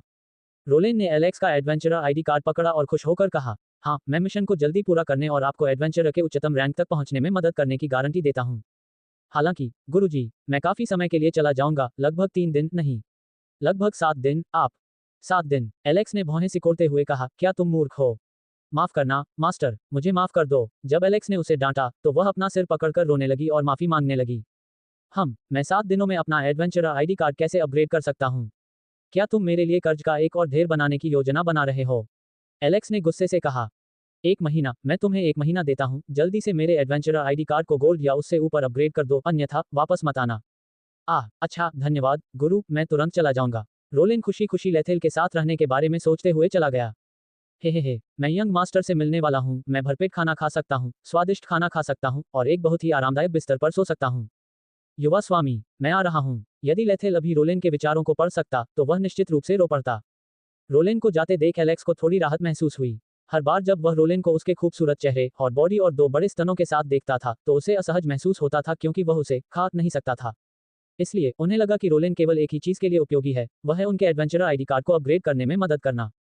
रोलिन के जाने के बाद एलेक्स ने सिकुंत की ओर देखा, जो बिस्तर पर बैठी थी। उसने अपनी पीठ सिरहाने से रखी थी, उसके चेहरे पर लालच से भरी हुई थी। सुकूत इस समय थोड़ी बीमार थी क्योंकि वह काफी देर से सो रही थी और उसने कुछ भी खाया या पिया नहीं था। उसके अधिकांश पोषक तत्व जादुई ऊर्जा हैं जो दूसरों ने उसे जीवित रहने में मदद करने के लिए दिए हैं। हालांकि भले ही वह बहुत ही सुंदर दिखती थी, फिर भी वह बहुत सुंदर थी। मूल एक बात थी कि उसकी छाती ठोस थी। ऐसा लगता है कि भगवान किसी को भी पागल नहीं बनाते। अगर एलेक्स रोलिन के 2 पहाड़ों को ले जाकर सिकुंत में रख दे तो सिकुंत निश्चित रूप से अत्यंत उत्तम बन जाएगा। हालांकि एलेक्स भी सुकून की सुंदरता से बहुत प्रभावित था। वह सुकूत के बिस्तर के पास गई और धीरे से पूछा, सुकूत, तू कैसा लग रहा है? मैं ठीक हूँ। सिकुंत शर्मा गया, अपना सिर झुकाया और बोला, हा, शर्माओ मत, बस मुझे अपने रिश्ते समझो, आखिर तुम्हारे पापा ने मुझे तुम्हारा ख्याल रखने को कहा है। क्या मेरे पिता? सकुचा गई, उसके चेहरे पर अविश्वास से भर गई जब उसने एलेक्स को देखा। वह अब कहाँ है? मैं उससे मिलती हूँ। एलेक्स ने आह भरते हुए कहा, माफ करना, वह चला गया। ये सुनकर सुकून के दर्द 2 धाराओं की तरह बह निकले। नहीं, वह मेरे पिता। चिंता मत करो। एलेक्स सुकूत के बगल में बैठ गया और धीरे धीरे उसका हाथ पकड़ लिया। जैसे ही उसने अपनी त्वचा की चिंता महसूस की, वह थोड़ा मोहित हो गया। लेडी सुकूत, मैं निश्चित रूप से आपकी देखभाल करूंगा और आपसे वैसे ही प्यार करूंगा जैसे आप मेरी पत्नी हो। एलेक्स की बात सुनकर शर्म से लाल हो गई, अपना सिर झुका लिया और बोली, क्या? तुम किस बारे में बात कर रहे हो? हम अभी मिले हैं। हा, भले ही हम अभी मिले हैं, लेकिन मैं तुम्हें सच में पसंद करता हूँ, सिकुंत। क्या तुम मेरी औरत बनने के लिए तैयार हो? सिकुंत ने अपना सिर ऊपर उठाकर एलेक्स की तरफ देखा और अपने होंठ भींच लिए। उसके शर्मीले चेहरे ने एलेक्स के दिल की धड़कन और भी तेज कर दी। बहुत सुंदर, बहुत प्यारा। उसने इससे पहले कभी भी इतनी सुंदर और प्यारी कोई महिला नहीं देखी थी, सिवाय लिलिथ और एमलेथ के। हालांकि सिकुंत की सुंदरता लिलिथ और एमलेथ से कम नहीं है। विशेष रूप से सिकुंत के कान लगातार हिल रहे थे, मानो उसे उन्हें छूने के लिए आमंत्रित कर रहे हों। सिकुंत ने गहरी सांस ली और कहा, एलेक, भले ही हम पहली बार मिले हैं, लेकिन तुम्हारा मुझे बचा पाना मुझे ये सोचने पर मजबूर करता है कि यही मेरा भाग्य है। अब मुझे नहीं पता कि किस पर भरोसा करना है। मैं पहले बहुत कमजोर था, हालांकि मैं अपनी बीमारी से ठीक हो गया हूँ, लेकिन मेरे पास कोई विशेष योग्यता नहीं है। एलेक, क्या तुम सचमुच मुझे पसंद करते हो? क्या तुम सचमुच मुझे छोड़कर नहीं जाओगे? बेशक। सिकुंत की ईमानदारी देखकर एलेक्स भी आत्मविश्वास से मुस्कुराया और कहा, मैं तुम्हें निश्चित रूप से नहीं छोड़ूंगा। चिंता मत करो, चाहे तुम कितने भी बेकार हो, मैं तुम्हारी मदद करने का एक तरीका ढूंढूंगा ताकि तुम और अधिक उपयोगी बन जाओ। इसके अलावा एलेक्स ने अचानक सिकुंत के चेहरे को सहलाया, उसकी कोमल त्वचा को महसूस करते हुए। तुम बहुत सुंदर हो और तुम मुझे बेहद खुश महसूस कराती हो, इसलिए ज्यादा चिंता करने की कोई जरूरत नहीं है। सचमुच? सिकुंत चौंक गई, हालांकि उसने एलेक्स के हाथ को नहीं टाला। इसके बजाय उसने एक असली बिल्ली की तरह उसके दुलार का आनंद लिया। बेशक सिकुंत को प्रतिरोध न करते देख एलेक्स और भी खुश हो गया। मैं कसम खा सकता हूँ। नहीं, मुझे तुमसे कसम खाने की जरूरत नहीं है, सिकुंत ने चिंतित होकर कहा। तुम जो कर रहे हो वह बहुत खतरनाक है। चिंता मत करो, एलेक्स ने तुरंत सिकुंत को रोका। मुझे ये करना होगा। मैं कसम खा सकता हूँ कि मैं तुम्हारा ख्याल रखूंगा और हमेशा तुमसे प्यार करूंगा। अगर मैं इसका उल्लंघन करता हूँ तो मैं एक सुअर जितनी मोटी औरत द्वारा मेरा बलात्कार किया जाएगा। एलेक्स को यह सोचकर उल्टी आ रही थी कि राइन जैसी मोटी औरत उस पर दबाव डालेगी। अगर ऐसा हुआ तो उसे डर है कि वह आत्महत्या करना चाहेगा। ठीक है, मुझे तुम पर विश्वास है। सिकुंत ने उस हाथ को पकड़ लिया जिससे एलेक्स उसके चेहरे को सहला रहा था। उसके बाद एलेक्स ने अपना सिर झुकाया और धीरे से सिकुंत के होठों को चूमा, जो लंबे समय तक सोने के कारण पानी की कमी से पहले से ही बहुत सूखे थे। यद्यपि उसके होंठ बहुत सूखे थे और सूखी त्वचा की परतें उसके होठों पर चिपकी हुई थी, फिर भी एलेक्स बहुत उत्साहित था। सफलता, ये पहली बार है। पहली बार मैं इस दुनिया की किसी सुंदरी को चूम सकता हूँ। हा हा हा हा, मेरा हरम शुरू होने वाला है। मैं एलेक्स निश्चित रूप से इस दुनिया की सभी सुंदरियों को ले जाऊंगा। एलेक्स ने अपनी आंखें बंद कर ली, सिकुंत के होठों और जीभ को बहुत देर तक चबाता रहा और फिर दूर चला गया। सिकुंत शर्मा गई, अपना सिर झुका लिया और धीरे से कहा, धन्यवाद एलेक्स। एलेक्स, जो अभी भी मीठे स्वाद में डूबा हुआ था, हकलाते हुए बोला, यह हा हा हा हा, इसलिए मुझे धन्यवाद देने की जरूरत नहीं है। एलेक्स मुस्कुराया और बोला, सुखद, अब से तुम मेरी औरत हो, समझे? ओह, सिकुंत ने धीरे से कहा, मैं जानती हूँ। मैं केवल अपने प्यार करूंगा और तुम्हारे प्रति वफादार रहूंगा। बहुत बढ़िया, हा हा हा हा, ठीक है, पहले आराम करना चाहिए। एलेक्स ने सिर हिलाया और कहा, मैं अभी अभी आपके पिता का महल और पदवी संभाली है, इसलिए अभी बहुत सी चीजें कर रही हूँ। जब तक आप ठीक नहीं हो जाते तब तक इंतजार करें, हम। ओह, मैं तुम्हारा इंतजार करूंगी, सुकूत ने झिझकते हुए कहा, उसकी आवाज में शर्म और खुशी दोनों थी। एलेक्स ने संतुष्टि से सिर हिलाया, फिर चला गया। दरवाजा बंद होने के बाद सकुचा की आकृति अचानक बदल गई, लालची और वासना से भर गई। लेकिन तुम मेरे होगे, तुम कभी मेरे हाथों से नहीं बचोगे। अल्पविराम। एलेक्स अभी कमरे से बाहर ही निकला था, उसके मन प्रसन्नता और उल्लास से भरा हुआ था, तभी उसे अचानक रीढ़ की हड्डी में ठंडक महसूस हुई, जिससे वह कांप उठा। हे, क्या बकवास है, अभी क्या हुआ? एलेक्स चौंक गया। उसने चारों ओर देखा, लेकिन उसे कुछ भी खतरनाक नहीं दिखाई दिया, इसलिए वह भौंचक्का रह गया और उलझन में पड़ गया। क्या यह मेरी कल्पना हो सकती है? शायद यही कारण है, शायद ऐसा इसलिए है क्योंकि मैं इतना उत्साहित हूं कि कुछ अजीब भावनाएं होना सामान्य बात है। अब मुझे क्या करना चाहिए? जरूरी सामग्री खरीदने और बोरबन से 5 मिलियन सोने के सिक्के प्राप्त करने के बाद अब मेरे पास 6 मिलियन से अधिक सोने के सिक्के हैं। हा हा हा हा, ऐसा लगता है कि मैं वास्तव में हूँ अमीर हूँ। NO वेलबन कॉम पर सबसे नया उपन्यास खोजें। क्या तुम सच में ऐसा सोचते हो? अचानक मेडोस की आवाज गूंजी। क्या मतलब है तुम्हारा? एलेक्स ने भौहें सिकोड़ कर पूछा। मेडोस ने कहा, एलेक, 10 मिलियन सोने के सिक्के सामान्य साहसी लोगों के लिए बहुत बड़ी संख्या है। हालांकि आपके लिए यह एक छोटी संख्या है, समुद्र में रेत के एक दाने के बराबर। आपको याद रखना चाहिए कि 4 स्टार बोतल की कीमत संभवतः 10 मिलियन सोने के सिक्कों से कहीं अधिक है। ये सुनकर एलेक्स को तुरंत अपने और लिलिथ के बीच के कर्ज की याद आ गई। मेडो सही था, किसी भी 4 स्टार टैबलेट को बनाने के लिए अकेले सामग्री बेहद आकर्षक थी। एलेक्स ने आह भरते हुए कहा, गुरुजी, क्या आप किसी तरह मेरी मदद कर सकते हैं? तुम्हें खुशकिस्मत होना चाहिए कि मैं तुम्हारी मदद करने के लिए यहाँ हूँ, अन्यथा मुझे डर है कि तुम ललित का पूरा कर्ज नहीं चुकाओगे, भले ही तुम अपना पूरा जीवन प्रयास करो। मेडोस ने तिरस्कारपूर्वक कहा। हाँ, हा हा हा हा, धन्यवाद शिक्षक, आप वास्तव में वही हैं जो मेरे साथ सबसे अच्छा व्यवहार करते हैं। एलेक्स ने खुश कहा। ठीक है, मेरी चापलूसी मत करो। मुझ में इस समय ऊर्जा की कमी है, कृपया मेरे लिए आवश्यक सामग्री खरीदें। मेडोस ने कहा। जब मुझ में काम करने के लिए पर्याप्त ऊर्जा आ जाएगी, तो 4 स्टार गोलियां तैयार करना मेरे लिए हाथ से काम करने जितना आसान हो जाएगा। अच्छा, मैं इसे तुरंत कर दूंगा। एलेक्स की बात खत्म होने के बाद वह मेडोस के लिए जरूरी सामग्री खरीदने चला गया। बेशक इस दौरान वह भविष्य के बारे में भी सोचने लगा, खासकर मलिना और सिकुंत के बारे में। अल्पविराम। गाड़ी बगीचे से गुजरती हुई महल के मुख्य द्वार पर रुकी। लेथेल अभी गाड़ी से बाहर निकला ही था कि एक जानी पहचानी आवाज सुनाई दी। लेथेल। इस समय लिलिथ तुरंत उसकी ओर दौड़ी और उसे कसकर गले लगा लिया। हो, मुझे तुम्हारी बहुत याद आती है, बहुत याद आती है। अरे लिलिथ, मुझे जाने दो। ओह, लेथेल बोलना चाहता था, लेकिन वह बोल नहीं सका, क्योंकि उसकी 2 बड़ी मुलायम पहाड़ियां उसके चेहरे पर कसकर दबाव डाल रही थीं। अब तो सांस लेना भी मुश्किल हो गया है, इसलिए उसका बोलना पाना भी सामान्य बात है। हो, क्या तुम्हें पता है कि मैंने तुम्हारा स्तर बढ़ाने में मदद करने के लिए सामग्री खोजने में पूरे दिन कितनी मेहनत की? लिलिथ ने विलाप करते हुए कहा। क्या आप जानते हैं कि मैंने आज ही 5000 मील से अधिक की यात्रा की है? हो, मैं सचमुच थक गया हूँ। लेथेल ने बहुत संघर्ष किया। हालांकि लिलिथ ने उसके प्रतिरोध पर ध्यान नहीं दिया, क्योंकि वह अभी भी उसे कसकर गले लगाए हुए थी। लेडी लिलिथ, यदि आप उसे इसी तरह गले लगाती रहेंगी तो वह मर जाएगा। अचानक अकना लिलिथ के पास प्रकट हुई और बोली। ये सुनकर लिलिथ चौंक गई और उसने लेथिल को छोड़ दिया। हालांकि इस समय उसका चेहरा सफेद पड़ गया था, मानो वह मरने वाला हो। लेथिल, मत मरो, चिंता मत करो, मैं तुम्हें और हवा दूंगी। लिलिथ चिल्लाई, फिर लेथिल को चूमा। मरने के बारे में? लेथिल, मत मरो, चिंता मत करो, मैं तुम्हें और हवा दूंगा। लिलिथ स्वाभाविक रूप से सब कुछ इतना सरल नहीं था। इस समय लिलिथ ने लेथिल के होठों का आनंद लेना शुरू कर दिया, फिर उसने अपनी गीली जीभ का इस्तेमाल उसके दांत खोलने के लिए किया और वह उसके मुंह के अंदर का पता लगाने लगी। तुम, इरिटेलिस, जो अकना के बगल में खड़ी थी, ने ये देखा और कुछ कहना चाहा लेकिन अकना ने उसे रोक दिया। यदि तुम मरना चाहते हो तो मुझे परवाह नहीं है।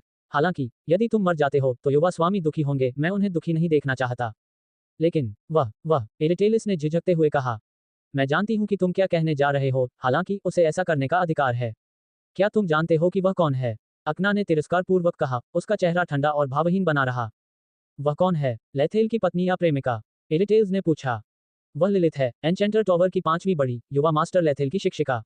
अकना ने समझाया, यहाँ तक कि अगर करोल साम्राज्य की रानी भी यहाँ प्रकट होती तो उसे घुटने टेकने की कोई जरूरत नहीं होती। क्या? इरिटेलिस चौंका, क्या वह इतनी शक्तिशाली है?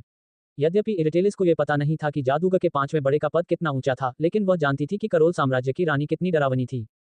यदि आप रानी से बिना घुटने टेके मिलते हैं तो यह सिद्ध होता है कि लिलिथ का दर्जा निश्चित रूप से शाही परिवार के बराबर या उससे भी अधिक है। इरिटेलिस ने लिलिथ को देखा, जो लेथेल को जोश से चूम रही थी, और उसे बहुत जलन महसूस हुई, लेकिन वह चुप रह गई। लिलिथ कॉन्स्टेंट लेथेल के चोटों और जीभ का मजाक ले रही थी और उसे अपनी चोटों से घायल कर दिया था। उसकी छाती पर इतनी जोर से दबाव डाल रही थी कि उसके दोनों पैर बड़े हो गए।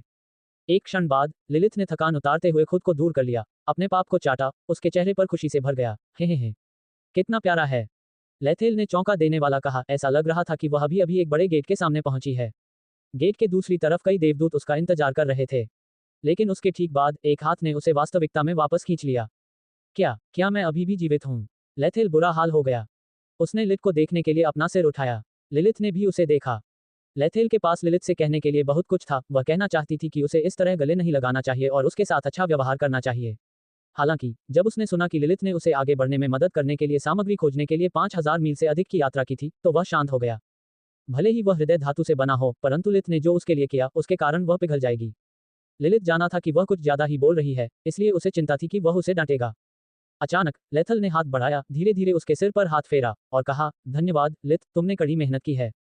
जब लिलिथ ने देखा कि लेथेल ने उसे डांटा नहीं बल्कि उसे धन्यवाद दिया, तो उसने तुरंत खुशी से कहा, हे, ये कठिन नहीं है, मुझे ये बिल्कुल भी कठिन नहीं लगता। तुम्हें चूमने मात्र से ही मेरी सारी थकान गायब हो जाती है, मेरा शरीर भी ऊर्जा से भर जाता है। हे। लिलिथ को मासूमियत से निराश होते हुए देखकर लिलिथ को थोड़ी शर्मिंदगी महसूस हुई। वह शर्मिंदा आ रही थी क्योंकि लिलिथ ने उसके लिए बहुत कुछ किया था, फिर भी उसने उसकी भावनाओं का बदला नहीं चुकाया। अगर उसे लिलिथ की नायिका के रूप में पहचान मिटाने का मौका मिले तो वह निश्चित रूप से उस अवसर का फायदा उठाएगी। ठीक है, समय बहुत कम है, जल्दी करो, इसे बाहर निकालो। लेथेल, लिलिथ की यह बात सुनकर उसने तुरंत अपना हथियार ढक लिया। तुम मुझसे क्या लेना चाहते हो? अरे, मेरा मतलब था कि तुम जल्दी से उन नतीजों को बाहर निकालो जो छिपकली फर्मिर्थ ने उसी दी थी। लेथेल को लगा कि लिलिथ चाहती है कि वह उस चीज को बाहर निकाल दे। आखिरकार उन्होंने अभी अभी किस करना समाप्त किया था, इसलिए उसने उसे गलत समझा। ये जगह उपयुक्त नहीं है। इससे पहले कि लेथेल कुछ कह पाता, लिलिथ ने उसे पकड़ लिया, फिर तेजी से दूर पहाड़ की ओर भाग गई। लिलिथ और लेथेल को जाते देख अकना ने आह भरी और इरिटेलिस की ओर देखा, मेरे पीछे आओ। मैं तुम्हारा पीछा क्यों करूं? मैं तो बस लेथेल का पीछा करना चाहता हूं। इरिटेलिस ने मुंह बनाते हुए कहा। अगर तुम युवा मालिक की दासी बनना चाहती हो तो तुम्हें उसकी औरत होने के नाते कई नियम जानने होंगे। अकना ने भौहें सिकोड़ते हुए कहा, अगर तुम इसे स्वीकार नहीं करती तो कोई बात नहीं। मुझे बस तुम्हें मारना है और फिर एक कहानी गढ़नी है कि एल्फ लड़की ने तुम्हें मार डाला। निश्चित रूप से युवा स्वामी मुझ पर भरोसा करेंगे। इसके अलावा आप उस समय पहले ही मर चुके होंगे, इसलिए आप युवा स्वामी को यह नहीं बता पाएंगे कि मैंने क्या किया। ये सुनकर इरिटेलिस कांप उठी, पीछे हट गई और सतर्कता से बोली, तुम बहुत क्रूर हो। युवा मालिक के लिए मैं और भी क्रूर हो सकती हूँ। जब तक युवा मालिक सुरक्षित है और उसका जीवन खुशहाल है, मैं खुश रहूंगी। अकना ने कहा, उसकी आवाज इतनी ठंडी थी कि इरिटेलिस कांप उठा। ठीक है, मैं आपकी बात सुनूंगी। इरिटेलिस के पास विरोध करने का कोई मौका नहीं था। भले ही उसने जादुई ऊर्जा को रोकने वाला हार नहीं पहना हो, फिर भी वह अकना का मुकाबला नहीं कर सकती थी। इसके अलावा उसकी नजर केवल पुरुषों पर ही काम करती है, महिलाओं पर इसका कोई असर नहीं होता। तो इरिटेलिस के पास अकना का अनुसरण करने के अलावा कोई विकल्प नहीं था। महल में प्रवेश करते ही इरिटेलिस चौंक गई, उसे एहसास हुआ कि उसने जो कुछ भी देखा था उसकी तुलना इस स्थान से नहीं की जा सकती। वह कभी बड़े बड़े राज्यों के रईसों के महलों में भी घुस जाती थी, लेकिन इस जगह की तुलना में वे जगहें सिर्फ सुअरों के बाड़े थीं। अकना इरिटेलिस को एक काफी बड़े कमरे में ले गई। इस जगह में कई कांच की अलमारियां थीं और अलमारियों में सभी प्रकार के कपड़े थे। हालांकि सबसे अधिक संख्या में नौकरानियों के कपड़े और महिलाओं के कपड़े थे। वाह, इस जगह पर मैंने जितने भी बड़े कॉस्ट्यूम स्टोर देखे हैं उनसे ज्यादा कपड़े हैं, इरिटेलिस ने आश्चर्य से कहा। अकना ने इरिटेलिस को देखकर भौहें सिकोड़ी और अचानक पूछा, इरिटेलिस, क्या तुम्हें सचमुच युवा मास्टर पसंद हैं? आप ऐसा क्यों पूछ रहे हैं? इरिटेलिस ने उलझन में पूछा। क्योंकि जब मैंने तुम्हें खरीदा था तो तुमने युवा मालिक को बहुत डांटा था, अब तुम्हारा रवैया अचानक इतना बदल क्यों गया? अकना ने भौहें सिकोड़ते हुए कहा। उसकी निगाहें बहुत तेज थीं, जैसे कोई तलवार सीधे इरिटेलिस पर तान दी गई हो। इरिटेलिस थोड़ा चौंकी और चिंतित हुई, लेकिन फिर उसने आह भरी। वह पास की एक मेज पर बैठ गई, अपने पैरों को क्रॉस किया और अपनी बाहों को मोड़ लिया, जिससे उसकी छाती के सामने दो बड़े पहाड़ उभर आए। तुम्हें चिंता करने की कोई जरूरत नहीं है, इस हार के बिना भी मैं उसे धोखा नहीं दे सकती। या मेरे द्वारा उसे धोखा देने की संभावना बहुत कम है, इस शहर में रहने वाले ड्रैगन से मिलने की संभावना से भी कम। ये सुनकर अकना ने अपना सिर झुकाकर इरिटेलिस की ओर देखा, भौहें सिकुड़ी और कहा, तो क्या इसका मतलब यह है कि आपके द्वारा यंग मास्टर को धोखा देने की संभावना बहुत अधिक है? इरिटेलिस, ओए, इरिटेलिस को उलझन महसूस हुई। उसने भौहें सिकोड़ी और कहा, क्या तुम समझे कि मैंने अभी क्या कहा? मेरे द्वारा उसे धोखा देने की संभावना बहुत कम है।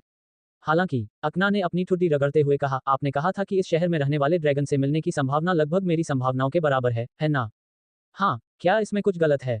ऐसा लगता है कि तुम नहीं जानते, नहीं तो तुम सचमुच युवा मालिक को धोखा दे दोगे। क्या मतलब है तुम्हारा? इरिटेलिस ने पूछा। क्योंकि अकना ने जवाब दिया, वास्तव में इस शहर में एक ड्रैगन रहता है, वह करोल मैजिक अकादमी की प्रिंसिपल है। यदि आप उससे मिलना चाहते हैं तो ये थोड़ा मुश्किल होगा। इरिटेलिस, सिग्मा डिग्री। इरिटेलिस रोना चाहती थी। उसे कैसे पता चला कि इस शहर में एक असली ड्रैगन रहता है? इसके अलावा वह ड्रैगन करोल मैजिक अकादमी का प्रिंसिपल भी है। इरिटेलिस ने अपना सिर हिलाया और कहा, ठीक है, आपको बस ये जानना होगा कि मैं उसे धोखा नहीं दे सकता। क्यों? अकना ने भौहें सिकोड़ते हुए पूछा। अगर मुझे कारण नहीं पता तो मैं तुम्हें यंग मास्टर के करीब नहीं आने दूंगी। इसके अलावा आपके दुश्मन भी युवा मास्टर को नुकसान पहुंचाएंगे। अगर मैंने आप जैसे किसी व्यक्ति को उसके साथ रहने दिया तो मैं आपको मार डालूंगा और फिर मुझे युवा मास्टर की सजा भुगतनी पड़ेगी। इरिटेलिस, ओए, इरिटेलिस को अब अपने भाग्य के बारे में चिंता होने लगी। तुम हमेशा मुझे मारना चाहते हो, क्या तुम लोगों को मारने के अलावा कुछ और जानते हो? बेशक, मैं जितना आप सोचती हैं उससे कहीं अधिक जानती हूँ, अकना ने कहा। उसकी आवाज में अभी भी कोई भावना नहीं थी। इरिटेलिस थोड़ा उत्सुक था। अकना ने गंभीरता से कहा, मैं भी हत्या और यातना के सैकड़ों तरीके जानता हूँ, मैं भी जानता हूँ। बस, इरिटेलिस ने जल्दी से अकना के शब्दों को बीच में रोका। उसने आह भरी और अपने व्यक्तित्व से बेहद निराश महसूस किया।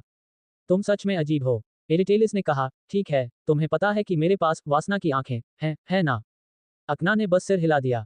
इरिटेलिस ने आगे कहा, चाहे कुछ भी हो, मैं लेथेल की औरत बनूंगी। तुम भी उसके प्रति एक वफादार व्यक्ति हो, इसलिए मैं तुम्हें ये बता सकती हूँ। यद्यपि मेरी आंखें पुरुषों को आकर्षित कर सकती हैं, लेकिन उनमें एक कमजोरी भी है। ये वास्तव में कमजोरी नहीं है, अधिक सटीक रूप से कहें तो यह एक अभिशाप है। शाप? अकना ने उलझन में पूछा। नो वी एल बिन सी 0 मीटर पर न्यूज स्टोरीज के लिए चेक। ये सही है, इरिटेलिस ने उत्तर दिया। मैं इन आंखों वाला 12वां व्यक्ति हूँ। अगर इन आंखों को पाने वाला व्यक्ति मर जाता है तो वासना की देवी की आंखों के साथ एक और व्यक्ति पैदा होगा। मुझे पढ़ाने वाले शिक्षक के अनुसार मैं 12वां व्यक्ति हूँ और मेरा शिक्षक भी वह व्यक्ति है जिसने कभी ये आंखें पकड़ी थी। अकना ने भौहें सिकोड़ते हुए कहा, रुको, तुमने अभी कहा था। सही, इरिटेलिस ने आह भरी। इन आंखों के अभिशाप के कारण मेरी शिक्षिका ने अपनी आंखें फोड़कर उन्हें कुचल दिया, इसलिए मैं इन आंखों का मालिक बनने वाला अगला व्यक्ति हूँ। अकना ने सिर हिलाया। उसे लगा जैसे वह समझ गई है कि वासना की आंखों ने अपने मालिक को कैसे पाया। इरिटेलिस ने आगे कहा, यद्यपि मेरी आंखें पुरुषों को मोहित कर सकती हैं, फिर भी एक अभिशाप है, अत्यधिक शक्तिशाली लोगों के अलावा जो इन आंखों से प्रभावित नहीं होते। यदि कोई ऐसा व्यक्ति है जो इन आंखों से प्रभावित नहीं होता तो वह व्यक्ति मेरा भाग्य है। क्या आप उस अजीब अभिशाप में विश्वास करते हैं? अकना ने तिरस्कारपूर्वक कहा। बेशक, मुझे इस पर विश्वास नहीं होता। इरिटेलिस ने कंधे उचकाए। मुझे समझ में नहीं आता कि जब लेथेल पहली बार मुझसे मिला था तो वह इन आंखों से प्रभावित हुआ था, लेकिन फिर इन आंखों का उस पर कोई प्रभाव नहीं रहा। तो क्या इसका मतलब यह है कि आप यंग मास्टर से सिर्फ अपने श्राप के कारण प्यार करती हैं? अकना ने भौहें सिकोड़ते हुए पूछा। बिल्कुल नहीं, इरिटेलिस ने आह भरते हुए कहा। मुझे भी वह पसंद नहीं था और मुझे नहीं लगता था कि मैं भी उसे पसंद करूंगी। मुझे नहीं लगता कि यह कोई अभिशाप है। लेकिन इरिटेलिस की आंखें अचानक स्वप्निल हो गईं। उसे अपनी देह का उपयोग मेरी रक्षा के लिए करते देख मेरा दिल खुश हो गया। पिछले 200 वर्षों में मुझे अन्य डार्क एल्फ से छिपकर रहना पड़ा है और अलग थलग रहना पड़ा है। मैं अकेलेपन का भी आदी हो गया हूँ। हालांकि जब उसने अपनी जान देकर मेरी रक्षा की तो उसने मेरे दिल की धड़कन बढ़ा दी। शाप के बिना भी मैं उसे नहीं छोड़ूंगी। मैं उस आदमी को क्यों छोड़ूंगी जो मेरी रक्षा करने और मेरे लिए अपना जीवन बलिदान करने को तैयार था। मेरी नज़र में वह मेरा आदमी बन चुका है। तुम मानो या ना मानो, ये तुम पर निर्भर है, लेकिन इन आंखों का अभिशाप मुझे उसे धोखा देने से रोकता है। यही कारण है कि मुझसे पहले जिन 11 लोगों को ये आंखें मिली थी वे सभी दर्द में मर गए। अंतिम वाक्य बोलते हुए एरिटेलिस ने अचानक अपना सिर झुका लिया। उसके चेहरे पर थोड़ी उदासी और अवसाद दिखाई दे रहा था, जैसे कि उसे अभी अभी कोई बहुत दर्दनाक बात याद आ गई हो। अकना ने भौहें सिकोड़ी, आह भरी और कहा, यह विश्वास करना कठिन है, लेकिन मैं अस्थायी रूप से आप पर भरोसा कर सकती हूँ। हालांकि मुझे आपकी आंखों की जांच करने और आपको और अधिक निरीक्षण करने की आवश्यकता है। एरिटेलिस, जैसा कि मैंने पहले कहा था, यदि तुमने युवा स्वामी को खतरे में डालने की हिम्मत की, तो मैं निश्चित रूप से तुम्हें मारने वाला पहला व्यक्ति होऊंगा। जब तक आप मुझे मार नहीं देते तब तक इंतजार करने की कोई जरूरत नहीं है। एरिटेलिस मुस्कुराया और कहा, भले ही मैं मर जाऊं, मैं उसकी रक्षा करूंगा। ओह, तुम्हारे जैसा कमजोर इंसान मर भी जाए तो कोई खास मतलब नहीं है, अकना ने तिरस्कारपूर्वक कहा। एरिटेलिस ने अकना को देखा और अकना ने भी उसे घूरा। वे दोनों एक दूसरे को बहुत देर तक देखते रहे, फिर अकना मुड़ी और दरवाजे की ओर चली गई। दाईं ओर बाथरूम है, तुम्हारे शरीर से बहुत बदबू आ रही है, यंग मास्टर के शरीर को गंदा मत करो। अपनी बात खत्म करके अकना कमरे से बाहर चली गई। एरिटेलिस ने मुंह बनाया, फिर कमरे में इधर उधर देखा, लेथेल की छवि के बारे में सोचने लगी। उसे लगा जैसे उसने अभी अभी कुछ बहुत मीठा खाया हो। अल्पविराम। लेथेल असमंजस में था क्योंकि लिलिथ उसे एक पहाड़ पर ले गई थी। लिलिथ, मैं आज व्यस्त हूँ, क्या कल तक इंतजार करना ठीक रहेगा? बोलने के बाद लेथेल ने आह भरी। आज वह बहुत व्यस्त था। काले होते आसमान को देखते हुए उसके मन में भी एक मीठी शाम के लिए कई विचार और उम्मीदें थीं। उसे अभी भी अकना के वादे याद थे। उसने अकना को उसकी इच्छानुसार दंड देने के तरीके भी सोचे। जहां तक एरिटेलिस की बात है, उस डार्क एल्फ लड़की को याद करके लेथेल को भी लगा कि उसका दिल सामान्य से अधिक तेजी से धड़क रहा है। यही कारण है कि लेथेल इस शाम का इंतजार कर रहा था ताकि वह अपने सपनों का हरम शुरू कर सके। नहीं, लिलिथ ने मुंह बनाते हुए कहा, कल तुम्हें कई लोगों के सामने आना होगा। भले ही मैं और फार्मिट तुम्हारी रक्षा कर रहे हों, फिर भी वे देखेंगे कि तुम्हारा स्तर ऊंचा नहीं है। उन्हें निराश करने के लिए तथा आपको खतरे में डालने या यहां तक कि मार डालने के उनके इरादे को रद्द करने के लिए आपको उन्हें ये दिखाने की जरूरत है कि आपकी क्षमता कितनी महान है। लेकिन लेथेल कुछ कहने ही वाला था। ठीक है, फार्मिथ ने तुम्हें जो उपहार दिए हैं उन्हें निकालो, मैं तुम्हें आगे बढ़ने में मदद करूंगी। लिलिथ ने तुरंत लेथेल की बात बीच में ही रोक दी। लेथेल ने भौहें सिकोड़ते हुए धीमी आवाज में कहा, लिलिथ, पदोन्नति प्रक्रिया में कितना समय लगेगा? क्या ये तेज है? मुझे नहीं पता, शायद कल सुबह तक। लेथेल। लिलिथ, मैं आज बहुत व्यस्त हूँ। लेथेल ने झिझकते हुए लिलिथ को समझाने की कोशिश की, इसके अलावा कल जब तुम और सभी लोग मेरी रक्षा करेंगे तो मैं निश्चित रूप से सुरक्षित रहूंगा। उस समय मैं आपकी बात सुनूंगा और आपको मेरा स्तर बढ़ाने में मदद करने दूंगा, क्योंकि कोई भी मेरी असली ताकत नहीं जान पाएगा। अगर वे मुझे मारना भी चाहें तो भी वे नहीं जानते कि मैं कितना ताकतवर हूँ, है ना? आप जो कह रहे हैं वह बिल्कुल उचित है, लिलिथ ने सोचते हुए अपना सिर झुकाते हुए कहा। हाँ, ये बहुत उचित है। तो मैं महल में वापस आ जाऊंगा, तुम रुको। लेथेल की बात पूरी होने से पहले ही लिलिथ बोल पड़ी, उसके शब्दों को बीच में ही रोकते हुए, ये भी अच्छा नहीं है। क्या होगा अगर तीसरे राउंड के शुरू होने पर तुम खतरे में पड़ जाओ? तो मुझे अपना भाग्य स्वीकार करना होगा। लेथेल ने कुछ अधीरता से कहा, यदि न तो आप और न ही प्रिंसिपल फार्मिथ मेरी रक्षा कर सकते हैं, तो ये स्वाभाविक है कि मैं मर जाऊं। नहीं, जल्दी से उन सामग्रियों को बाहर निकालो, नहीं तो मैं। लिलिथ ने कहा और अपने हाथ फैला दिए, उसके चेहरे पर लालच झलक रहा था जैसे एक भेड़िए ने अभी अभी खरगोश को देखा हो। लेथेल डर गया और उसने अपने सीने को दोनों हाथों से ढक लिया, लगातार पीछे हटते हुए, ओए ओए ओए, तुम रुको, मेरे करीब मत आओ। लेथेल को अंततः लिलिथ की बात माननी पड़ी और फार्मिथ द्वारा दिया गया अंतरिक्ष बैग निकालना पड़ा।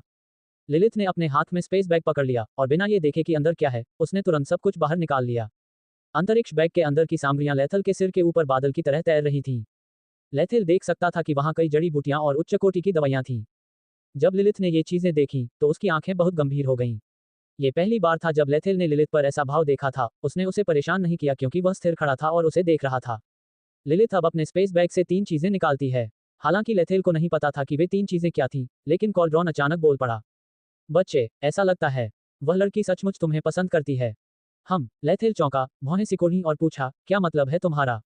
कॉल्ड्रॉन ने समझाया, क्या आप उन 2 कांच की गेंदों में फंसी बिजली और लपटों को देख रहे हैं?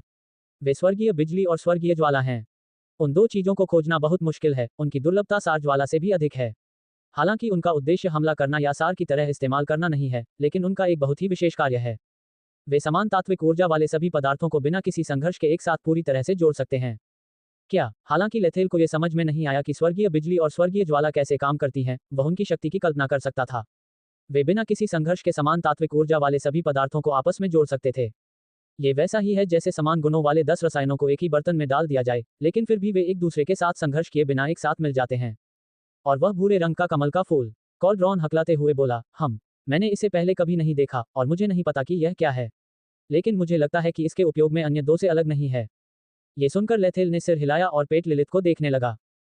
उसने लेथेल पर भी ध्यान नहीं दिया, वह केवल उन 3 चीजों पर ध्यान केंद्रित कर रही थी, जिन्हें उसने तैयार किया था और जो उसके सामने तैर रही थी, तथा वे लेथल के सिर के ऊपर बादल की तरह उड़ रही थीं। अचानक, लिलिथ ने अपना हाथ ऊपर उठा लिया, उसके सीधे हाथ से नीला आभा निकल रही थी, जबकि उसके बाएं हाथ से बैंगनी आभा निकल रही थी। 2 तरह की आभा ने तुरंत ही लेथल के सिर के ऊपर वाली सभी चीजों को ढक लिया।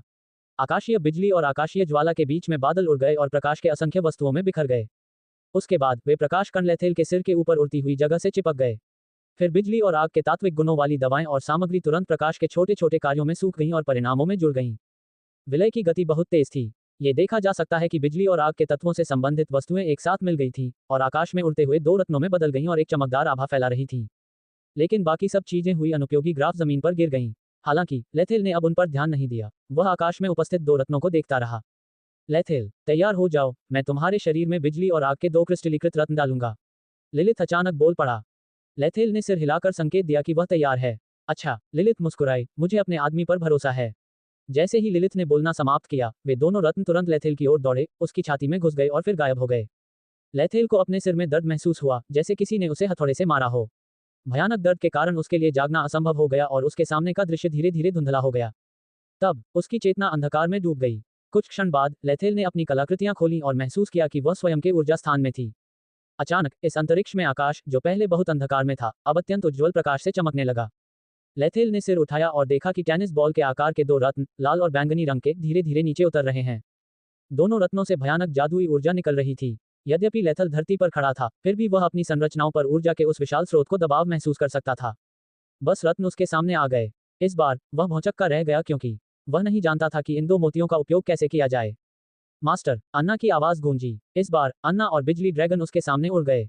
हिना ने अचानक खुद को अपने चारों ओर लपेट लिया जैसे कि यह सामान्य बात हो। लेथल को लगा कि वह हिना से ऐसा करने से मना नहीं कर सकती, इसलिए उसे अब कोई परवाह नहीं थी। ये पहली बार है जब मैंने ऊर्जा के 2 स्रोतों को इतना शक्तिशाली देखा है। मुझे डर है कि एक सार ज्वाला में भी इतनी बड़ी मात्रा में ऊर्जा नहीं हो सकती है। ये सुनकर लेथेल ने सिर हिलाया, ये तो ठीक है, लेकिन हमें इन 2 चीजों का क्या करना चाहिए? इन्हें खा लें या? मास्टर, हिना ने अचानक अपनी सांप जैसी जीभ बाहर निकाली, उसके गाल को चाटा, फिर उसकी गर्दन की ओर उछली। आप इसे निगल सकते हैं। इसे निगलने के बाद आपकी अग्नि तत्व ऊर्जा बहुत बढ़ जाएगी। ये वर्तमान से कम 3 गुना बढ़ जाएगा। लेथेल ने अपनी ठुड्डी रागी, जैसे कि वह अन्ना की हरकतों से बहुत परिचित हो। अन्ना, क्या होगा अगर मैं इसे डांसने दूं? हे, हिना ने अचानक जो कुछ भी कर रही थी उसे रोक दिया, अपनी लंबी जीभ को वापस खींच लिया, लेथल से अलग हो गई, उसके सामने उड़ गई और उसे आश्चर्य से देखने लगी। अन्ना ने भौहें सिकोड़ी, फिर आह भरी और कहा, अगर मैं उस अग्नि ऊर्जा रत्न को खा जाऊं, तो मैं निश्चित रूप से विकसित हो सकता हूं। हालांकि मेरे विकसित होने के बाद आप मुझे नियंत्रित करने का अधिकार खो देंगे, इसलिए मैं आपको मार सकता हूं और अपनी स्वतंत्रता वापस पा सकता हूं। तो फिर बेहतर होगा कि आप इसका इस्तेमाल करें। लेथेल ने सिर हिलाकर उसे शांत किया। अन्ना, ओए, क्या तुम समझे कि मैंने अभी क्या कहा? मैंने कहा, अगर मैं जानता हूं। लेथेल मुस्कुराया और बहुत विश्वास से कहा, हालांकि मुझे विश्वास है कि आप ऐसी चीजें नहीं करेंगे, है ना? अन्ना ने आश्चर्य से अपनी ओर देखा, तुम मुझ पर इतना भरोसा करते हो? तुम्हें पता होना चाहिए कि अगर मैं सोच में पड़ गया, तो मैं इस जगह को नष्ट कर सकता हूं और तुम्हारा शरीर छोड़ सकता हूं। इस स्थान के नष्ट हो जाने के बाद सबसे बुरी स्थिति यह होगी कि आप मर जाएंगे, सबसे अच्छी स्थिति यह होगी कि आपका ऊर्जा कुंड नष्ट हो जाएगा, आप जादूगर बने रहने की अपनी योग्यता पूरी तरह से खो देंगे। हा, मैंने कहा, मुझ पर भरोसा है। लेथेल मुस्कुराया और बोला, अन्ना, हमारे साथ में ज्यादा समय नहीं लगता है, हालांकि मैं तुम पर उसी तरह भरोसा कर सकता हूं जिस तरह तुम मुझ पर भरोसा करती हो। मुझे तुम पर भरोसा है। अन्ना ने उलझन में डाल दिया। जब फायर ड्रेक का सामना हुआ, लेथल मुस्कुराए, आगे बढ़े और अपने हाथ अन्ना के सिर पर रखा। उस समय तुमने मेरे साथ रहने का फैसला किया, इसके बजाय कि तुम चले जाओ और अपनी आजादी की तलाश करो। यही बात मुझे आप पर बिना किसी संदेह या पछतावे के भरोसे के लिए पर्याप्त है। अन्ना ने अपना चेहरा चौड़ा करके अपनी ओर देखा, जो जानना चाहता हो कि वह इस समय क्या सोच रहा है। हालांकि लेथेल की आंखों में वास्तव में कोई संदेह नहीं था, जो अत्यंत स्पष्ट और दृढ़ थी। अचानक अन्ना को लगा कि वह अपने पूर्ववर्ती युवक पर पूरी तरह से भरोसा कर सकती है, तथा अपने जीवन का उपयोग करके अपने जीवन में रोशनी ला सकती है। अच्छा, हा, मुझे उम्मीद है कि यह बुरा नहीं होगा। अन्ना की बातें सुनकर मुस्कुराते हुए बोला, बेशक मुझे इसका पछतावा नहीं होगा। इसलिए उसे रत्न निगलना चाहिए। लेथेल के बोलने के बाद अन्ना तैरते हुए अग्नि तत्व के पत्थरों के पास अपना मुंह खोला और उसे निगल लिया। इसके तुरंत बाद लेथल को अचानक गर्मी महसूस हुई, मानो उसे आग से जलाया जा रहा हो। नहीं, वास्तव में उसका शरीर आग से जल रहा था और इससे उसे अत्यधिक पीड़ा हुई कि वह बेहोश हो गया। लेथल जमीन पर लेटा हुआ था, उसके शरीर के चारों ओर से भयंकर जलती हुई आग से घिरा हुआ था। अन्ना ने लेथेल की ओर देखा और बुदबुदाया, आओ लेथेल, हमारा जीवन और भी अधिक उज्ज्वल हो जाएगा। जैसे ही उसने बोलना समाप्त किया, एक अन्य ज्वाला ने अन्ना के पूरे शरीर को आग के अंडे में बदल दिया। बिजली के ड्रैगन ने लेथल को देखा, फिर अन्ना को देखा, थोड़ा उलझन में महसूस करते हुए। उसने फिर से विद्युत तत्व पत्थर की ओर देखा और धीरे धीरे उसके पास पहुंचा। जैसे ही बिजली के ड्रैगन ने उस पत्थर को देखा, उसकी आंखों में लालच चमक उठा। उसे लगा कि वह पत्थर उसे लुभा रहा है और उसे ऐसा लग रहा था कि वह पत्थर को निगल जाएगा। अचानक बिजली ड्रैगन ने अपना काम बंद कर दिया। उसने आकाश की ओर देखा और देखा कि दो बड़े चेहरे उसे देख रहे हैं, जिससे वह इतना डर गया कि कांप उठा। आपका मिशन खत्म होता है, एक आवाज गूंजी और बिजली का ड्रैगन अचानक असंख्य सफेद प्रकाश धब्बों में बदल गया और अंतरिक्ष में गायब हो गया। बिजली तत्व का पत्थर ऊंची उड़ान भरता हुआ उन दो विशाल आंखों के करीब पहुंच गया। उसके बाद वह भी प्रकाश के अनेक उपादानों में विलीन हो गई, फिर आकाश में दो विशाल नेत्रों में विलीन हो गई। विशालकाय बंद हो गया, फिर धीरे धीरे गायब हो गया। एक क्षण बाद अचानक एक सफेद आकृति जमीन पर प्रकट हुई। उस आकृति ने लेथल की ओर देखा और एक कर्कश स्वर में आवाजें गूंजी, बच्चे, तुमने मुझे आश्चर्यचकित कर दिया। मैंने कभी नहीं सोचा था कि तुम इतने दूर जाओगे। कितना दिलचस्प, मैंने कभी आपको उतना दिलचस्प इंसान नहीं देखा। उम्मीद है तुम मुझे और भी हैरान कर दोगे। जब सफेद छाया ने बोलना समाप्त किया तो उसने अपना हाथ हिलाया और अचानक प्रकाश का एक बिंदु प्रकट हुआ और सीधे लेथल के सिर में जा लगा। उसके बाद लेथल की जलती हुई लपटें धीरे धीरे गायब हो गईं और उनका शरीर भी मजबूत हो गया। जमीन क्रोध से ऊर्जा निकालने लगी और उसका ऊर्जा कुंड भी फैल गया। तब तक उसके आकार को पहले की तुलना में 4 गुना नहीं बढ़ाया गया। झील का पानी भी पूरी तरह बैंगनी हो गया था। झील के नीचे लेथल के केंद्र रॉयल शेफ का प्रतिनिधित्व करने वाला सफेद मोती अचानक सतह पर तैरता हुआ आया और एक अत्यंत सुंदर सफेद कमल के फूल में बदल गया। झील के तल पर रक्त के रंग की मिट्टी को कुछ बहुत ही भयानक चीज का आभास हो गया, इसलिए वह 16 आए और झील के तल पर मूंगे जैसी लाल चट्टानें बन गईं। झील के बीच में स्थित टीला भी पहले से 4 गुना बड़ा हो गया था और अब वह एक छोटे से द्वीप जैसा लग रहा था। झील के बीच में लगा छोटा सा पेड़ भी 3 मीटर से अधिक ऊंचा था और उसकी छतरी भी लगभग आधे द्वीप को ढक रही थी। हालांकि पेड़ के पत्ते नीले रंग की बजाय बैंगनी हो गए थे। ये चीजें देखकर सफेद छाया ने संतोष से सिर हिलाया। मुझे आशा है कि आपको यह उपहार पसंद आएगा। बोलने के बाद श्वेत छाया प्रकाश की किरण में बदल गई और आकाश में गायब हो गई। अल्पविराम। लेथेल ने धीरे धीरे अपनी चमकदार खोलियां दी और उसके सामने 2 बड़े पहाड़ दिखाई दिए जो उसके चेहरे पर गिरने वाले थे। लिलिथ, मैं कितनी देर तक बेहोश थी। लिलिथ ने अपना सिर झुका लिया। लेथल ने यह नहीं सोचा था कि लिथ के थोड़ा नीचे झुकने से उसके पहाड़ उसके चेहरे पर दब जाएंगे। तुम हिलना मत। लिलिथ ने अपने होंठ भींच लिए। वह शर्मिंदा थी क्योंकि उसे लगा कि उसके नर्म पंजे पर इतनी जोर से चोट लग रही है। कुछ ही देर बाद लेथेल अंततः उस नरक से बच निकला। वह दूसरी बार लगभग बेहोश हो गया था। बहुत खतरनाक। लिलिथ के पास एक ऐसा हथियार है जो बहुत खतरनाक है। यह मुझे खुशी से मार सकता है। वह जमीन पर बैठी हुई लिटल को देख रही थी और उसके मन में कई विचार चल रहे थे। हालांकि वह सिर्फ एक छोटा सा वाक्य ही कह पाया, धन्यवाद लिलिथ। लिलिथ ने मुंह बनाते हुए कहा, ओए, मैंने बहुत कुछ किया लेकिन मुझे सिर्फ आपका धन्यवाद ही मिला। अरे, तो तुम मुझसे क्या करवाना चाहते हो? लेथेल को बेचैनी होने लगी। लिलिथ लालच से मुस्कुराई और जैसे ही वह जमीन पर रेंगने लगी, उसका आकर्षक क्लीवेज उजागर हो गया। बेशक मुझे और चाहिए। लिलिथ लालच से मुस्कुराई और बोली, अपनी पैंट उतारो, जल्दी से। लेथल, सिग्मा डिग्री, तुम मेरे करीब मत आओ। लेथेल चिल्लाया। चिंता मत करो, मैं इसे बहुत धीरे से करूंगी, हे। मैंने यह एक उपन्यास से सीखा है, इसलिए मेरे पास बहुत अनुभव है। लिलिथ कामुकता से मुस्कुराई, उसके मुंह के कोने से अभी भी लार टपक रही थी। ओए, मैं तुम्हें चेतावनी दे रहा हूं, मेरे पैंट के अंदर एक राक्षस है, ये बेहद क्रूर और बदसूरत है। लेथेल ने पीछे हटते हुए कहा। ओह, चिंता मत करो, मुझे राक्षसों को वश में करना बहुत पसंद है। तुम जितने अधिक क्रूर होगे, मुझे उतना ही अधिक पसंद आएगा, हे। लेथेल, उसे लगा कि आज निश्चित रूप से वह दिन होगा जब वह पहली बार हारेगा, लेकिन अपने हरम से नहीं, एरिटेलिस या अकना से नहीं, बल्कि नायिका लिलिथ से। लिलिथ, थोड़ा शांत हो जाओ। मैं लेथेल हिचकिचाया। वह कुछ कहना चाहता था लेकिन उसे नहीं पता था कि क्या कहना है। इस समय उसे ऐसा महसूस हुआ जैसे उसका शरीर अचानक जम गया हो और वह हिलने डुलने में असमर्थ हो गया हो। लिलिथ, जिसका चेहरा लालच से भरा हुआ था, धीरे धीरे उसकी ओर रेंगता हुआ आया। लेथेल को लगा कि ये दृश्य उन डरावनी फिल्मों जैसा था जो उसने धरती पर रहते हुए देखी थी। हालांकि डरावनी फिल्मों में शैतान लोगों को मारना चाहता था, जबकि लिलिथ उनका पहला अनुभव छीनना चाहता था। लिलिथ उसके करीब आई, अपने हाथ उसकी जांघों पर रखे और धीरे से उसकी जांघों के हर हिस्से को सहलाया, जिससे उसे थोड़ा उत्तेजना महसूस हुई। नहीं, ठीक है। लेथेल ने मन ही मन विलाप किया। सिस्टम, अगर लिलिथ द्वारा मेरा बलात्कार किया जाता है तो क्या मुझे सजा मिलेगी? डिंग, वर्तमान में यदि आप नियंत्रित हैं और विरोध नहीं कर सकते हैं तो कोई सजा नहीं होगी। हालांकि अगर यह पुरुष नायक को प्रभावित करता है तो दुनिया ढह जाएगी। लेथल, सिग्मा ओ, इस दुनिया की शांति की रक्षा के लिए मैं लिलिथ को ऐसा मूर्खतापूर्ण काम नहीं करने दे सकता। लेथेल के दिल में न्याय की भावना बढ़ गई। वास्तव में वह भी लिलिथ के साथ सोना चाहता था। हालांकि अगर इससे दुनिया का पतन होता है तो वह इतना मूर्ख नहीं होगा कि ऐसी मूर्खतापूर्ण बात करे। वह आज शाम को अपना हरम शुरू करना चाहता था क्योंकि वह निश्चित रूप से इरिटेलिस के साथ सोने वाला था। लेथेल भी नहीं चाहता था कि उसके नियंत्रण खोने के कारण दुनिया का पतन हो जाए। कॉल्ड्रन, क्या तुम मेरी मदद कर सकते हो? हंडा। कॉल्ड्रॉन, अरे, बहरा होने का नाटक मत करो। लेथेल अपने दिल में चिल्लाया, लेकिन कोल्ड्रॉन ने फिर भी चुप रहने का फैसला किया। कोल्ड्रॉन जानता था कि लिलिथ उसके अस्तित्व के बारे में जानती थी, उसे ये भी लगता था कि वह बहुत खतरनाक है, इसलिए उसने चुप रहने का फैसला किया। लेथेल निराशा में था, उसने कभी नहीं सोचा था कि एक दिन इस दुनिया का अस्तित्व उस पर निर्भर करेगा। लिलिथ, तुम्हें शांत हो जाना चाहिए। लेथेल ने लिलिथ को सलाह देने की कोशिश की। हालांकि वह रुकी नहीं, इसके विपरीत वह मुस्कुराई जैसे कि वह उसे चिढ़ा रही हो। आह, मैं अब और शांत नहीं हो सकती। लाथेल, मैं पागल हूँ, मैं चाहता हूँ। मुझे परेशान करने के लिए क्षमा करें। अचानक एक आवाज गूंजी, जिससे लिलिथ को अपना काम रोकना पड़ा। अकना उनके पास खड़ी थी, उसका चेहरा अभी भी ठंडा था, बिना किसी भावना के वह बोल रही थी, माफ करना एल्डर लिलिथ, मेरे स्वामी आपसे मिलना चाहते हैं। ये सुनकर लिलिथ ने दांत पीसते हुए कहा, मैं व्यस्त हूँ। लेथेल से निपटने के बाद मैं नहीं, अकना ने तुरंत जवाब दिया, मेरे मालिक अभी आपसे मिलना चाहते हैं। लिलिथ ने अकना की तरफ देखा, अकना ने भी उसकी तरफ देखा। दोनों ने एक दूसरे को देखा। लेथेल को उन दोनों से निकलने वाली शक्तिशाली जानलेवा आभा का एहसास भी हो रहा था। लेथेल कांप उठा, हालांकि उसकी रीढ़ बहुत ठंडी थी, लेकिन उसके शरीर से पसीना बह रहा था, जिससे उसकी पहनी हुई शर्ट भीग गई।